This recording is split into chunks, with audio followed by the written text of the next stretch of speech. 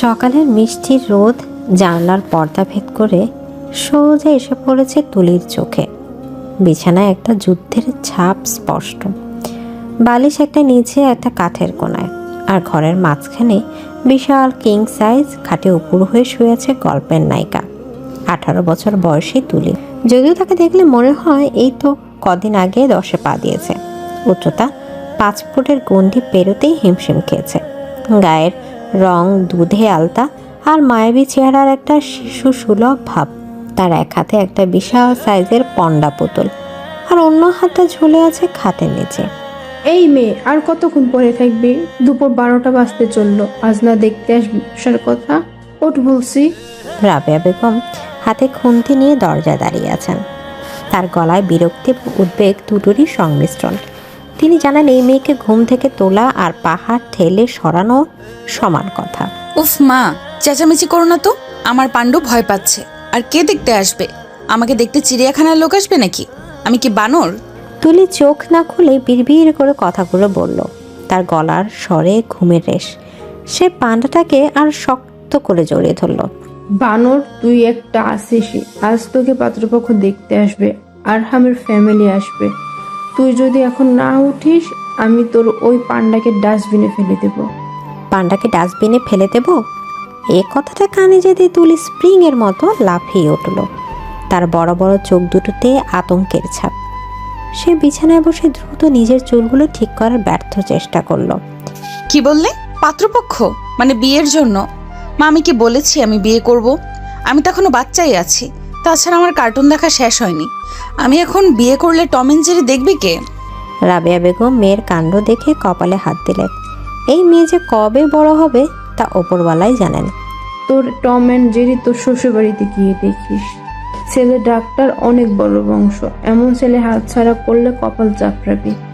যা জলদি ফিরে শুয়ে নে, বন্যা তোকে শাড়ি পরিয়ে দেবে।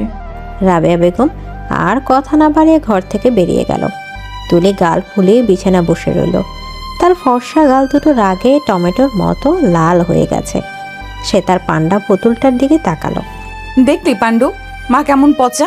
আমাকে নাকি বিয়ে দিবে, তাও আবার ডাক্তারের সাথে। ইস, ডাক্তাররা তো সারাদিন পচা ওষুধের গন্ধ গায়ে মেখে ঘুরে বেড়ায়, আর হাতে বড় বড় সুই নিয়ে থাকে। আমি মরে গেলেও কোনো ডাক্তারকে বিয়ে করব না। আজ আসুক ওরা, এমন কাণ্ড করব যে পালিয়ে বাঁচবে। অন্যদিকে শহরের নামকরা হার্ট কেয়ার হসপিটাল এর দৃশ্যটা একদম ভিন্ন। করিডোর দিয়ে গটগট করে হেঁটে আসছেন ডক্টর আরহাম চৌধুরী। 26 বছর বয়সে আরহামের পরনে সাদা অ্যাপ্রন, গলায় স্ট্যাথোস্কোপ। চশমার ফ্রেমে তার গম্ভীর চোখ দুটো আরও তীক্ষ্ণ লাগছে। তার হাঁটার ভঙ্গিতে একটা আভিজাত্য আর গাম্ভীর্য ফুটে ওঠে। নার্স এবং জুনিয়র ডাক্তাররা তাকে দেখলেই নড়ে চড়ে দাঁড়ায়। স্যার, এই 4 নম্বর ওয়ার্ডের পেশেন্টের রিপোর্টটা এসেছে, একটু দেখবেন? রিনা একটু লাজুক ভঙ্গিতে ফাইলটা বাড়িয়ে ধরল। সে আরহামকে পছন্দ করে, এটা হসপিটালের সবাই জানে, কিন্তু আরহামের সেদিকে কোনো ভ্রুক্ষেপ নেই। টেবিলে রেখে যান, আর ওনাদের বলুন ডিসচার্জ পেপার রেডি করতে। আমি রাউন্ডে আসছি। আরহাম ফাইলটা না দেখে নিজের কেবিনে ঢুকে পড়ল। তার কপালে চিন্তার ভাঁজ। আজ তার মা জোর করে তাকে মেয়ে দেখতে নিয়ে যাচ্ছে। আরহামের এসব বিয়ে শাদিতে একদম আগ্রহ নেই। তার মতে মেয়েরা হলো এক ধরনের জটিল ইকুয়েশন, যা সলভ করতে গেলে ব্রেইন ড্যামেজ হওয়ার সম্ভাবনা থাকে। বিশেষ করে আজকালকার মেয়েরা সে সারাদিন মেকআপ আর সেলফি নিয়ে ব্যস্ত। কিরে দোস্ত, মুখটা বাংলা পাঁচের মতো করে রেখেছিস কেন? আজ না তোর ডিডে, মানে দেখতে যাওয়ার দিন? নেহাল আরহামের কেবিনে ঢুকতে ঢুকতে বলল। নেহাল আরহামের বেস্ট ফ্রেন্ড এবং একই হসপিটালের নিউরোলজিস্ট। চুপ কর নিহাল, আমার একদম মুড নেই। মা ইমোশনাল ব্ল্যাকমেইল করে নিয়ে যাচ্ছে। আমি শিওর মেয়েটা কোনো ন্যাকামিপূর্ণ ক্যারেক্টার হবে। দেখিস আমি গিয়েই রিজেক্ট করে দেব। আগে দেখ তো, শুনেছি মেয়ে নাকি খুব কিউট। বয়স একটু কম, তোর সাথে ভালো মানাবে। গম্ভীর ডাক্তার, চঞ্চল বউ, পারফেক্ট কম্বিনেশন। আমি বাচ্চা পালতে পারবো না। আমার বউ হতে হবে ম্যাচিওর, যে আমার কাজ বুঝবে। যাই হোক, ডিউটি শেষ করে আমাকে বের হতে হবে। মা বারবার ফোন দিচ্ছে। বিকেল গড়িয়ে সন্ধ্যা। মিজান সাহেবের ড্রয়িং রুমে পিনপতন নীরবতা। সোফায় বসে আছেন আরহামের বাবা আসাদ চৌধুরী, মা সুলতানা চৌধুরী, আরহাম এবং তার ছোট বোন রীতি। আরহাম একটা নেভি ব্লু পাঞ্জাবি পরেছে, হাতাটা কোণে পর্যন্ত ফোল্ড করা। তাকে অসম্ভব সুন্দর লাগছে, কিন্তু তার মুখের গাম্ভীর্য থেকে মনে হচ্ছে সে কোনো শোক সভায় এসেছে। এমন সময় ড্রয়িং রুমের পর্দা নড়ে উঠল। বন্যা মানে তুলির ভাবি তুলিকে ধরে নিয়ে আসছে। তুলির পরনে একটা হালকা গোলাপি রঙের শাড়ি। শাড়িটা তার সামলাতে খুবই কষ্ট হচ্ছে, সেটা তার হাঁটার ধরন দেখে বোঝা যায়। সে বারবার হোঁচট খাচ্ছে আর বন্যার হাত খামচে ধরছে। তার মুখটা গোমরা, যেন তাকে ফাঁসির মঞ্চে নিয়ে যাওয়া হচ্ছে। ওয়াও ভাইয়া, দেখ দেখ ভাবি কি কিউট, একদম বারবি ডলের মতো লাগছে। রিদি ফিসফিস করে আরহামের কানে কথাটা বলল। আরহাম মোবাইল থেকে চোখ সরিয়ে সামনে তাকালো। মুহূর্তের জন্য তার চোখের পলক যেন আটকে গেল। গোলাপি শাড়িতে মোড়ানো মেয়েটাকে দেখে তার মনে হলো কোনো বাচ্চা মেয়ে মায়ের শাড়ি পরে শখ মেটাচ্ছে। মেয়েটার টানা টানা চোখ, ভয়ের ছাপ, ঠোঁট দুটো ফোলানো। আরহামের গম্ভীর মুখে একটা সূক্ষ্ম কৌতুকের রেখা ফুটে উঠল। এটা বউ হবে নাকি কিন্ডারগার্টেনের স্টুডেন্ট? আরহাম মনে মনে ভাবলো। এসো মা, আমার কাছে এসে বসো। মাশাআল্লাহ, মেয়ে তো পরীর মতো সুন্দর। নাম কি তোমার মা?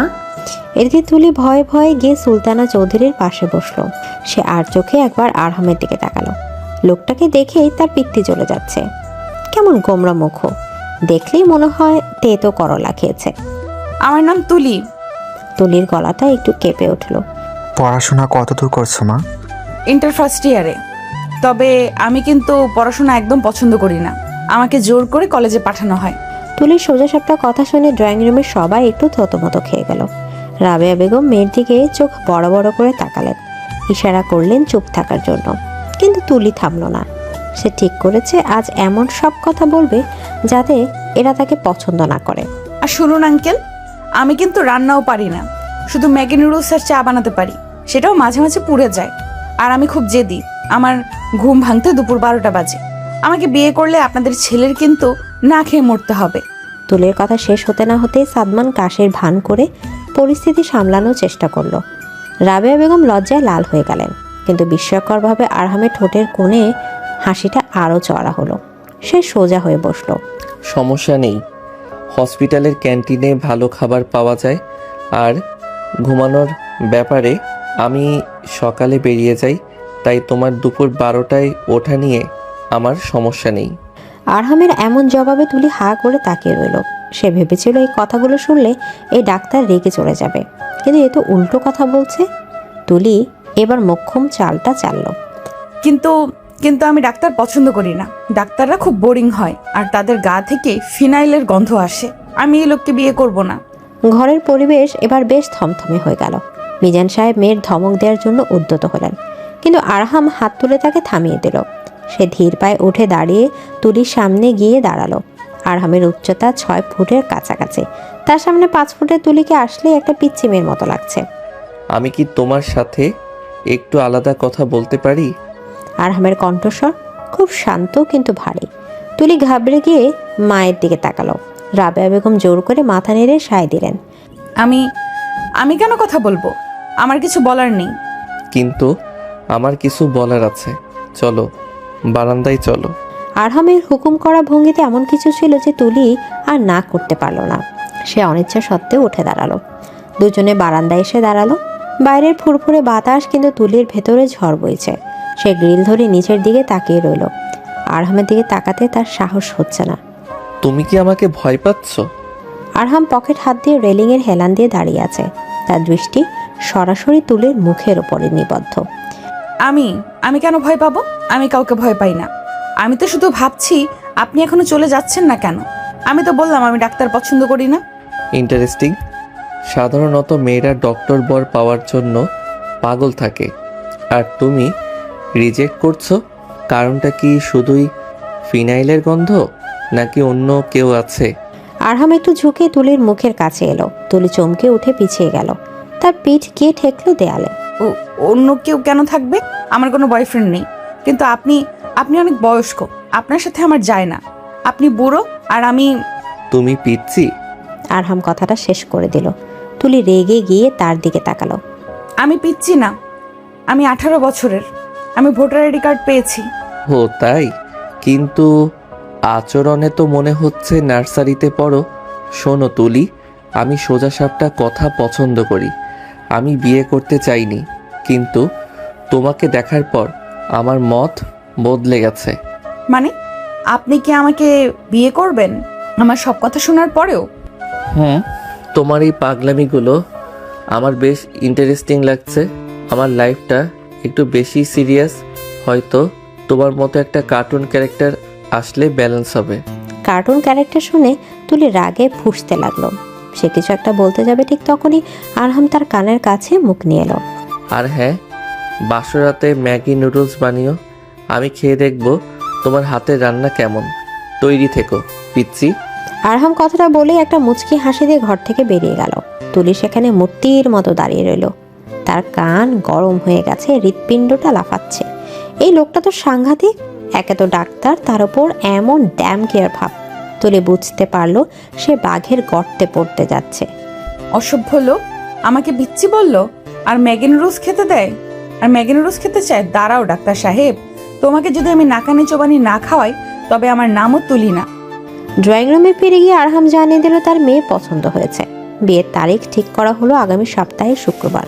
তুলি যখন শুনলো তার বিয়ে ঠিক হয়ে গেছে, সে কান্নাকাটি করে বাড়ি মাথায় তুলল। কিন্তু দুই পরিবারের খুশির জোয়ারে তার কান্না ভেসে গেল। পরের কয়েকটা দিন তুলির জন্য ছিল বিভীষিকাময়। বাড়িতে আত্মীয় স্বজনের ভিড়, গায়ে হলুদের আয়োজন, কেনাকাটা সব চলছে পুরোদমে।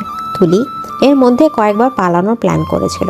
একবার সে তার পান্ডা পুতুল ব্যাগে ভরে ছাদ দিয়ে পাইপ বেয়ে নামারও চেষ্টা করেছিল, কিন্তু নিচে করিম চাচার টর্চ মেরে তাকে ধরে ফেলে। আরেকবার সে পেটে ব্যথার ভান করে হসপিটালে ভর্তি হতে চেয়েছিল, কিন্তু তার বাবা বলল। শুনে তুলির সাথে সাথে সুস্থ হয়ে গেল। আজ গায়ে হলুদ। তুলিকে হলুদ শাড়িতে কাঁচা সোনার মতো লাগছে, কিন্তু তার মুখটা শ্রাবণের আকাশের মতো মেঘলা। সে স্টেজে বসে আছে আর তার বন্ধুরা তাকে ঘিরে নাচছে। কি রে তুলি, এখনো মুখ গোমরা করে আছিস? জিজু তো মাশাল্লাহ অনেক হ্যান্ডসাম। আমাদের তো জেলাস ফিল হচ্ছে। হ্যান্ডসামের গুষ্টি কিলাই, তুই জানিস না ও কত খচ্চর। আমাকে পিচ্ছি বলে ডাকে। তুই বিয়ে কর না প্লিজ, আমি তো সব চকলেট দিয়ে দিব। ধুর পাগলি, চুপচাপ বসে থাক। ওই দেখ, জিজুর ফ্যামিলি আসছে। আরহামের বাড়ি থেকে তত্ত্ব নিয়ে এসেছে সবাই। আরহাম আসেনি, নিয়ম নেই, কিন্তু তার বোন রিদি আর কাজিন শায়লা এসেছে। শায়লা মেয়েটা বেশ উগ্র সাজগোজ করে।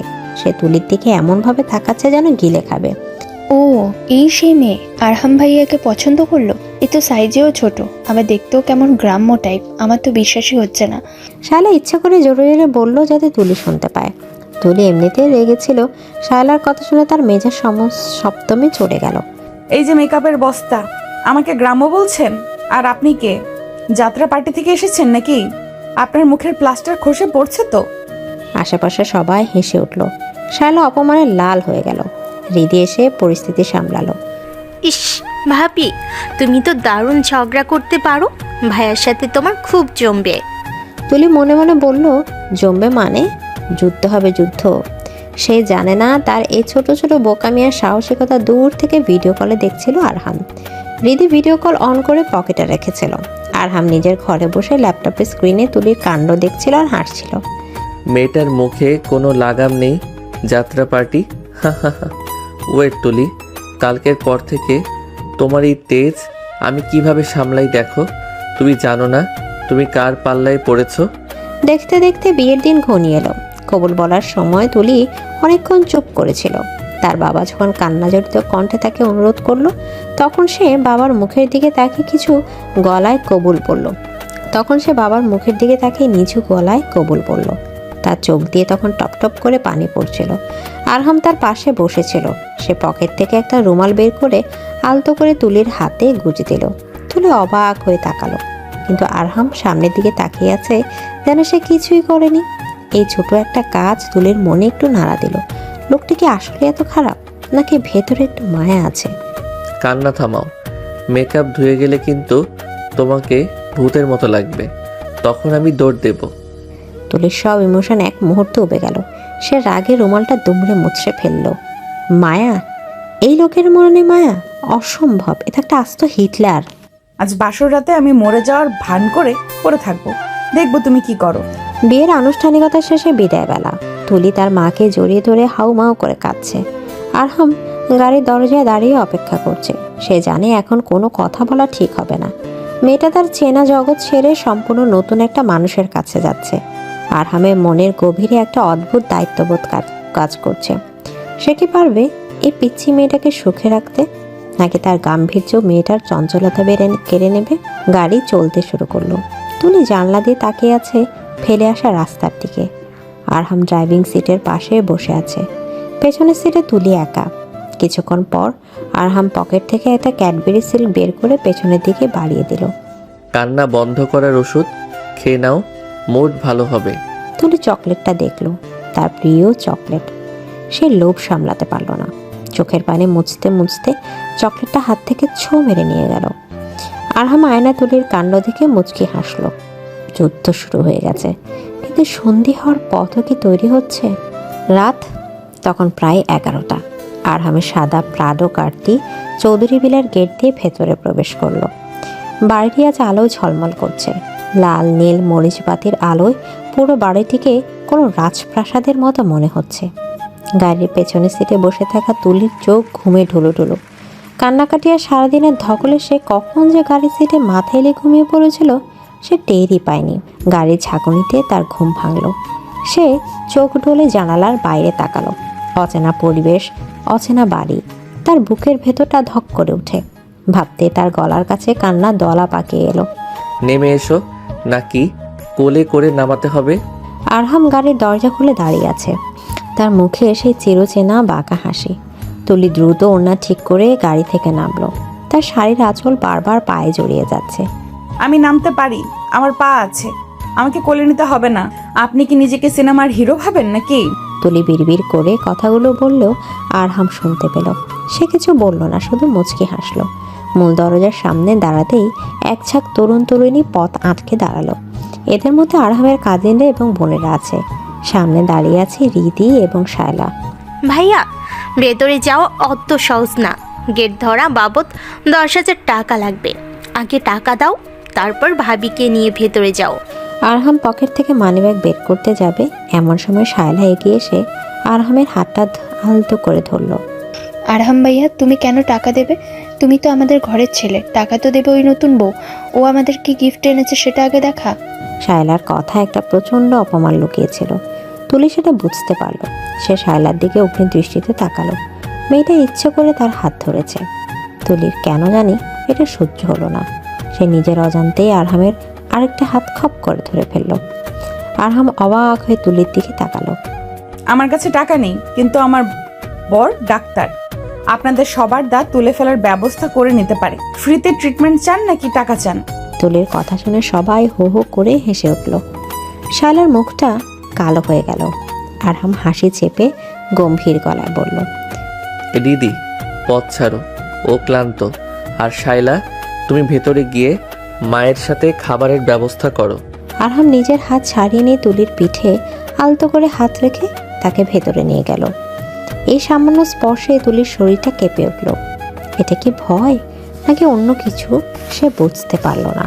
সুলতানা চৌধুরী বরণ ডালা নিয়ে এগিয়ে এলেন। তিনি খুব যত্ন করে তুলিকে মিষ্টিমুখ করলেন এবং ঘরে তুললেন। ড্রয়িং রুমে অনেক আত্মীয় স্বজন বসে আছে। সবাই নতুন বউকে দেখার জন্য উন্মুক্ত। তুলিকে সোফায় বসানো হলো। সে জড়সড় হয়ে বসে রইল। তার মনে হচ্ছে সে কোনো মিউজিয়ামের শোপিস। সবাই তাকে দেখছে আর বিচার করছে। মাশাল্লাহ, আমার ছেলের বউটা একদম লক্ষ্মী প্রতিমা। কি মায়াবী চেহারা। কে রে আরহাম, তুই তো লাকি। মায়ের কথায় আরহাম সোফায় হেলান দিয়ে বসলো। তার চোখ তুলির দিকে। তুলি তখন মাথা নিচু করে শাড়ির আঁচল আঙুলে পেঁচাচ্ছে। লাকি কিনা সেটা সময় বলবে মা। তোমার এই লক্ষ্মী বউ কিন্তু একটু আগে গাড়িতে ঘুমিয়ে কাদা হয়ে গিয়েছিল আর নাকও ডাকছিল। তুলি চমকে উঠে আরহামের দিকে তাকালো। সে কখন নাক ডাকলো? এই লোকটা নির্লজ্জের মতো মিথ্যা বলছে। সবার সামনে তাকে পচানো হচ্ছে। আমি একদম নাক ডাকিনি, আপনি মিথ্যা বলছেন। মা, আপনার ছেলে মিথ্যাবাদী। ও নিজেই তো। তুলি কথা শেষ করার আগেই থেমে গেল, কারণ সে খেয়াল করলো ড্রয়িং রুমের সবাই তার মা ডাকা শুনে মুগ্ধ হয়ে তাকিয়ে আছে। সে উত্তেজনায় শাশুড়িকে মা ডেকে ফেলেছে। সুলতানা চৌধুরী আবেগে আপ্লুত হয়ে তুলির কপালে চুমু খেলেন। ওরে আমার পাগলি রে, তুই আমাকে মা ডেকেছিস, আজ থেকে তুই আমার মেয়ে। আরহাম কিছু বললে আমাকে বলবি, আমি ওর কান মুলে দিব। শাশুড়ি আদর পেয়ে তুলির মনটা একটু হালকা হলো। যাক, এ বাড়িতে অন্তত একজন মানুষ আছে যে হিটলারের মতো না। খাওয়া দাওয়া শেষে তুলিকে তার ঘরে নিয়ে যাওয়া হলো। আরহামের বেডরুমটা বিশাল, নীল আর সাদার কম্বিনেশনে সাজানো। মাঝখানে বিশাল খাটটা রজনীগন্ধা আর গোলাপ ফুল দিয়ে এমনভাবে সাজানো হয়েছে যে তোষক দেখা যাচ্ছে না। ফুলের গন্ধে ঘরটা মোমো করছে। রিদি আর কাজিনরা তুলিকে বসিয়ে রেখে দরজা বাইরে থেকে বন্ধ করে দিয়ে গেল। যাওয়ার আগে রিদি ফিসফিস করে বলে গেল, ভাবি অল দ্য বেস্ট। ভাইয়া কিন্তু একটু বোরিং, তুমি রোমান্স শুরু করো। তুলি এখন একা। সে ভয়ে ভয়ে চারপাশটা দেখলো। এই সে বাসর ঘর বাংলা সিনেমায় দেখেছে। বাসর রাতে নায়িকারা লজ্জা পায়, কিন্তু তুলির লজ্জা লাগছে না। তার ভয় লাগছে আর ক্ষুধা পেয়েছে। বিয়ের টেনশনে সে সারাদিন ঠিক মতো খায়নি। এখন তার পেটের ভেতর ইঁদুর দৌড়াচ্ছে। সে খাটের নিচে তাকালো। এত ফুল কেন? আমি ঘুমাবো কোথায়? আর এই ফুলের গন্ধে তো আমার হাঁচি আসছে। এই ডাক্তারটা কি ফুলের ব্যবসা শুরু করেছে নাকি? তুলি খাট থেকে কিছু ফুল সরিয়ে জায়গা করার চেষ্টা করলো। হঠাৎ তার চোখ পড়ল খাটের পাশে রাখা ছোট টেবিলটার দিকে। সেখানে এক গ্লাস দুধ আর কিছু মিষ্টি রাখা আছে। তুলির চোখ চকচক করে উঠল। যাক বাবা, খাবার আছে। ডাক্তার হলেও বুদ্ধি আছে লোকটার। তুলি দ্রুত পায়ে গিয়ে একটা মিষ্টি মুখে পড়ল। ঠিক সেই মুহূর্তে দরজায় খটখট শব্দ হলো এবং দরজা খুলে গেল। আরহাম ভেতরে ঢুকলো। সে পাঞ্জাবিটা পাল্টে একটা টি শার্ট আর ট্রাউজার পরেছে, তাতে একটা হাতে একটা তোয়ালে। তুলির গাল ভর্তি মিষ্টি সে চিবোতে ভুলে গেল। আরহামকে দেখে সে হা করে তাকিয়ে রইল। মিষ্টির রস তার ঠোঁটের কোণ দিয়ে গড়িয়ে পড়ছে। বাহ, রোমান্টিক বাসর রাতে বউ আমার মিষ্টি চুরিতে ব্যস্ত। আমি ভাবলাম তুমি লজ্জা পেয়ে ঘুমটা দিয়ে বসে থাকবে আর আমি এসে ঘুমটা খুলবো, কিন্তু তুমি তো দেখছি পুরো ডিনার পার্টি শুরু করে দিয়েছো। আরহাম দরজাটা লক করে দিয়ে ধীর পায়ে এগিয়ে এলো। তুলি দ্রুত মিষ্টিটা গিলে ফেলার চেষ্টা করলো, তাতে তার বিষম লাগলো। সে কাশতে শুরু করলো। আরহাম দ্রুত এগিয়ে এসে পানির গ্লাসটা এগিয়ে ধরলো। আস্তে, কেউ কি কেড়ে নিচ্ছে? পানি খাও। তুলি ঠকঠক করে পানি খেয়ে হাফ ছাড়লো। তার ফর্সা মুখটা কাশতে কাশতে লাল হয়ে গেছে। আরহাম টিস্যু দিয়ে তুলির ঠোঁটের কোণের মিষ্টির রস মুছে দিল। আরহামের আঙুলের স্পর্শে তুলি শিউরে উঠল। সে এক ঝটকায় সরে গেল। আপনি আপনি আমার কাছে আসবেন না। আমি কিন্তু কেরাতে জানি। আমি আপনাকে মেরে হাড়গোড় ভেঙে দেব। আরহাম অবাক হওয়ার ভান করে খাটের এক কোণায় বসলো। ও মাই গড, ক্যারাতে? আমি তো জানতাম না আমি ব্রুসলির বোনকে বিয়ে করেছি। তা ম্যাডাম, আপনার ক্যারাতে কি শুধু মিষ্টি খাওয়ার সময় কাজ করে? বাজে কথা বলবেন না। আর আপনি দরজা লক করলেন কেন? দরজা খুলুন, আমি মায়ের কাছে যাব। শোনো পিচ্ছি, এটা বাসর রাত, এখানে বর বউ থাকে। মায়ের কাছে যাওয়ার হলে নার্সারিতে ভর্তি হও। এখন চুপচাপ এখানে বসো, আমার কিছু কথা আছে। তুলি পিচ্ছি ডাকটা শুনে আবার রেগে গেল, কিন্তু আরহামের চোখের দিকে তাকিয়ে সে চুপসে গেল। লোকটার চোখে একটা অদ্ভুত সম্মোহনী ক্ষমতা আছে। তুলি খাটের অন্য প্রান্তে গুটিসুটি মেরে বসলো। সে কোলের ওপর একটা বালিশ টেনে নিল ঢাল হিসেবে। দেখো তুলি, আমাদের বিয়েটা অ্যারেঞ্জ ম্যারেজ। তুমি আমাকে চেনো না, আমিও তোমাকে খুব একটা চিনি না। তুমি ছোট, তোমার পড়াশোনা বাকি। আমি চাই না এই বিয়ের কারণে তোমার লাইফ বা ক্যারিয়ার হ্যাম্পার হোক। মানে আপনি আমাকে পড়তে দেবেন? আমি ভেবেছিলাম আপনি আমাকে দিয়ে সারাদিন হসপিটালের ফ্লোর পরিষ্কার করাবেন। আরহাম হেসে ফেলল। তার গম্ভীর হাসিতে একটা মুগ্ধতা আছে। তোমার ইমাজিনেশন লেভেল খুব হাই। আমি তোমাকে দিয়ে ফ্লোর পরিষ্কার করাবো না। তুমি তোমার পড়াশোনা কন্টিনিউ করবে আর আমি আমার ডিউটি নিয়ে ব্যস্ত থাকব। কিন্তু একটা শর্ত আছে। কি শর্ত? আমার বাড়িতে বা বাইরে আমার মান সম্মান নষ্ট হয় এমন কোনো পাগলামি করা যাবে না। আর আমাকে একটু রেসপেক্ট করতে হবে। আমি তোমার চেয়ে বয়সে এবং অভিজ্ঞতায় বড়। রেসপেক্ট? আপনি তো সারাক্ষণ আমাকে পচান। সম্মান চাইলে সম্মান দিতে হয়, জানেন না?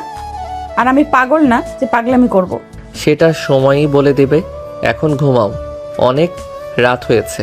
আরহাম খাটের এক পাশে বালিশ ঠিক করে শুয়ে পড়ার প্রস্তুতি নিল। তুলি চোখ বড় বড় করে তাকালো। আপনি কোথায় শোবেন? কেন?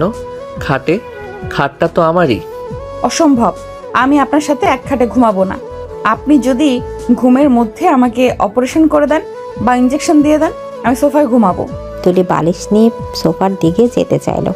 আরহাম তার হাত ধরে আটকে দিল। ড্রামা বন্ধ করো। আমি হার্ট স্পেশালিস্ট, ঘুমের মধ্যে অপারেশন করি না। আর সোফায় ঘুমালে কাল সকালে পিঠে ব্যথা হবে, তখন কিন্তু আমি ট্রিটমেন্ট দেব না। চুপচাপ ওই পাশে শুয়ে পড়ো, আমি মাঝখানে কোলবালিশ দিয়ে দিচ্ছি, বর্ডার ক্রস করবে না। আরহাম মাঝখানে একটা লম্বা কোলবালিশ রেখে দিল। তুলি দেখলো আর কোনো উপায় নেই। সে অনিচ্ছা সত্ত্বেও খাটের একদম কিনারায় গিয়ে শুয়ে পড়ল। শাড়ি, গয়না আর চুলের কাটায় তার খুব অস্বস্তি হচ্ছে। এই গয়নাগুলো খুলতে পারছি না, খুব ভারী, আর খোপায় মনে হচ্ছে 100টা কাটা ফুটে আছে। তুলি নিচু স্বরে বলল, কিন্তু আরহাম শুনে ফেলল। সে উঠে বসলো। এদিকে এসো, আমি খুলে দিচ্ছি। না না, আমি পারবো। তুমি পারবে না, উল্টো চুল ছিঁড়ে ফেলবে। ঘুরে বসো। তুলি বাধ্য মেয়ের মতো আরহামের দিকে পিঠে দিয়ে বসলো। আরহামে খুব যত্ন করে একটার পর একটা কাটা তুলতে লাগলো। তার নিঃশ্বাস তুলির ঘাড়ে পড়ছে। তুলির শরীরে অবশ হয়ে আসছে। একটা অজানা পুরুষের স্পর্শ, অথচ তার মনে হচ্ছে স্পর্শটা খুব নিরাপদ। আরহামের হাত একটু কাঁপছে না। সে নিখুঁতভাবে সব গয়না খুলে দিল। হয়েছে, এবার ফ্রেশ হয়ে এই টি শার্টটা পরে নাও। শাড়ি পরে ঘুমাতে পারবে না। আরহাম আলমারি থেকে নিজের একটা ঢিলে ঢালা টি শার্ট বের করে দিল। তুলি টি শার্টটা দিয়ে ওয়াশরুমে দৌড় দিল। কিছুক্ষণ পর সে যখন বেরিয়ে এলো, আরহাম হাসি চেপে রাখতে পারল না। আরহামের টি শার্টটা তুলির হাঁটু পর্যন্ত ঝুলছে। তাকে একটা ছোট পেঙ্গুইনের মতো লাগছে। নট ব্যাড, তোমাকে কার্টুন নেটওয়ার্কের নতুন ক্যারেক্টার মনে হচ্ছে। আপনার টি শার্টটাই তো হাতের মতো বড়, আমার কি দোষ? লাইট অফ করে দেয়া হলো। শুধু একটা নীল রঙের বেডসাইড ল্যাম্প জ্বলছে। তুলি দেয়ালের দিকে মুখ করে শুয়ে আছে, কিন্তু তার চোখে ঘুম নেই। পাশে তার স্বামী শুয়ে আছে, এই অনুভূতিটা তাকে ঘুমোতে দিচ্ছে না। কিছুক্ষণ পর সে অনুভব করলো আরহাম তার দিকে তাকিয়ে আছে। ঘুম আসছে না? না, আমার পাণ্ডু নেই। পাণ্ডু ছাড়া আমার ঘুম আসে না। পাণ্ডু? ও, তোমার সেই পুতুল, ওটাকে তো গাড়িতেই রেখে এসেছো। এখন উপায়? তুলি কাঁদো কাঁদো হয়ে গেল। আমি পাণ্ডু ছাড়া ঘুমাতে পারি না, আমার ভয় লাগে। আরহাম একটা দীর্ঘশ্বাস ফেললো। সে পাশ ফিরে তার নিজের হাতটা তুলির দিকে বাড়িয়ে দিল। পাণ্ডু নেই, তবে ডাক্তার আছে। আমার হাতটা ধরে ঘুমাতে পারো। আমি কথা দিচ্ছি, কোনো ভূত বা দুঃস্বপ্ন তোমার কাছে আসবে না। তুলি অন্ধকারে আরহামের হাতের দিকে তাকিয়ে রইল। মানুষটাকে সত্যি রাগী নাকি ওপর দিয়ে ভাব দেখায়? তুলি খুব সাবধানে ভয়ে ভয়ে তার ছোট হাতটা দিয়ে আরহামের হাতের আঙ্গুলগুলো ধরল। আরহামের হাতটা শক্ত, গরম এবং আশ্বস্তকারী। আপনি কিন্তু আমাকে পিচ্চি ডাকবেন না, আমার নাম তুলি। আচ্ছা, চেষ্টা করব। শুভরাত্রি পিচ্চি। তুলির আগে কিছু বলতে চাইল, কিন্তু তার চোখের পাতা ভারী হয়ে এলো। আরহামের হাত ধরে রাখার কারণে এক অদ্ভুত প্রশান্তি তাকে গ্রাস করলো। কিছুক্ষণের মধ্যে সে গভীর ঘুমে তলিয়ে গেল। আরহাম কিন্তু ঘুমালো না। সে অনেকক্ষণ ধরে তুলির নিষ্পাপ মুখের দিকে তাকিয়ে রইল। চাঁদের আলোয় মেয়েটাকে রূপকথার রাজকন্যার মতো লাগছে। আরহাম আলতো করে তুলির কপালের উপর থেকে চুলগুলো সরিয়ে দিল। তুমি আসলেই একটা বাচ্চা মেয়ে। আমার জীবনে তোমাকে সামলানোই হবে সবচেয়ে বড় চ্যালেঞ্জ। তবে আমি চ্যালেঞ্জ নিতে পছন্দ করি। Welcome to my life, Mrs তুলি। পরদিন সকাল। পাখির কিচিরমিচির শব্দ নয়, বরং অ্যালার্ম ঘড়ির কর্কশ শব্দে তুলির ঘুম ভাঙল। সে চোখ তুলে দেখল সে আরহামের বুকের উপর মাথা রেখে শুয়ে আছে। আরহামের এক হাত তাকে জড়িয়ে আছে। তুলির হৃদস্পন্দন মিস হয়ে গেল। সে ছটকা দিয়ে উঠতে গেল, কিন্তু তার চুল আটকে গেল আরহামের ঘড়ির চেইনের সাথে। আউচ, আমার চুল! তুলির চিৎকারে আরহামের ঘুম ভেঙে গেল। সে ধর্মর করে উঠে বসলো। কি হলো?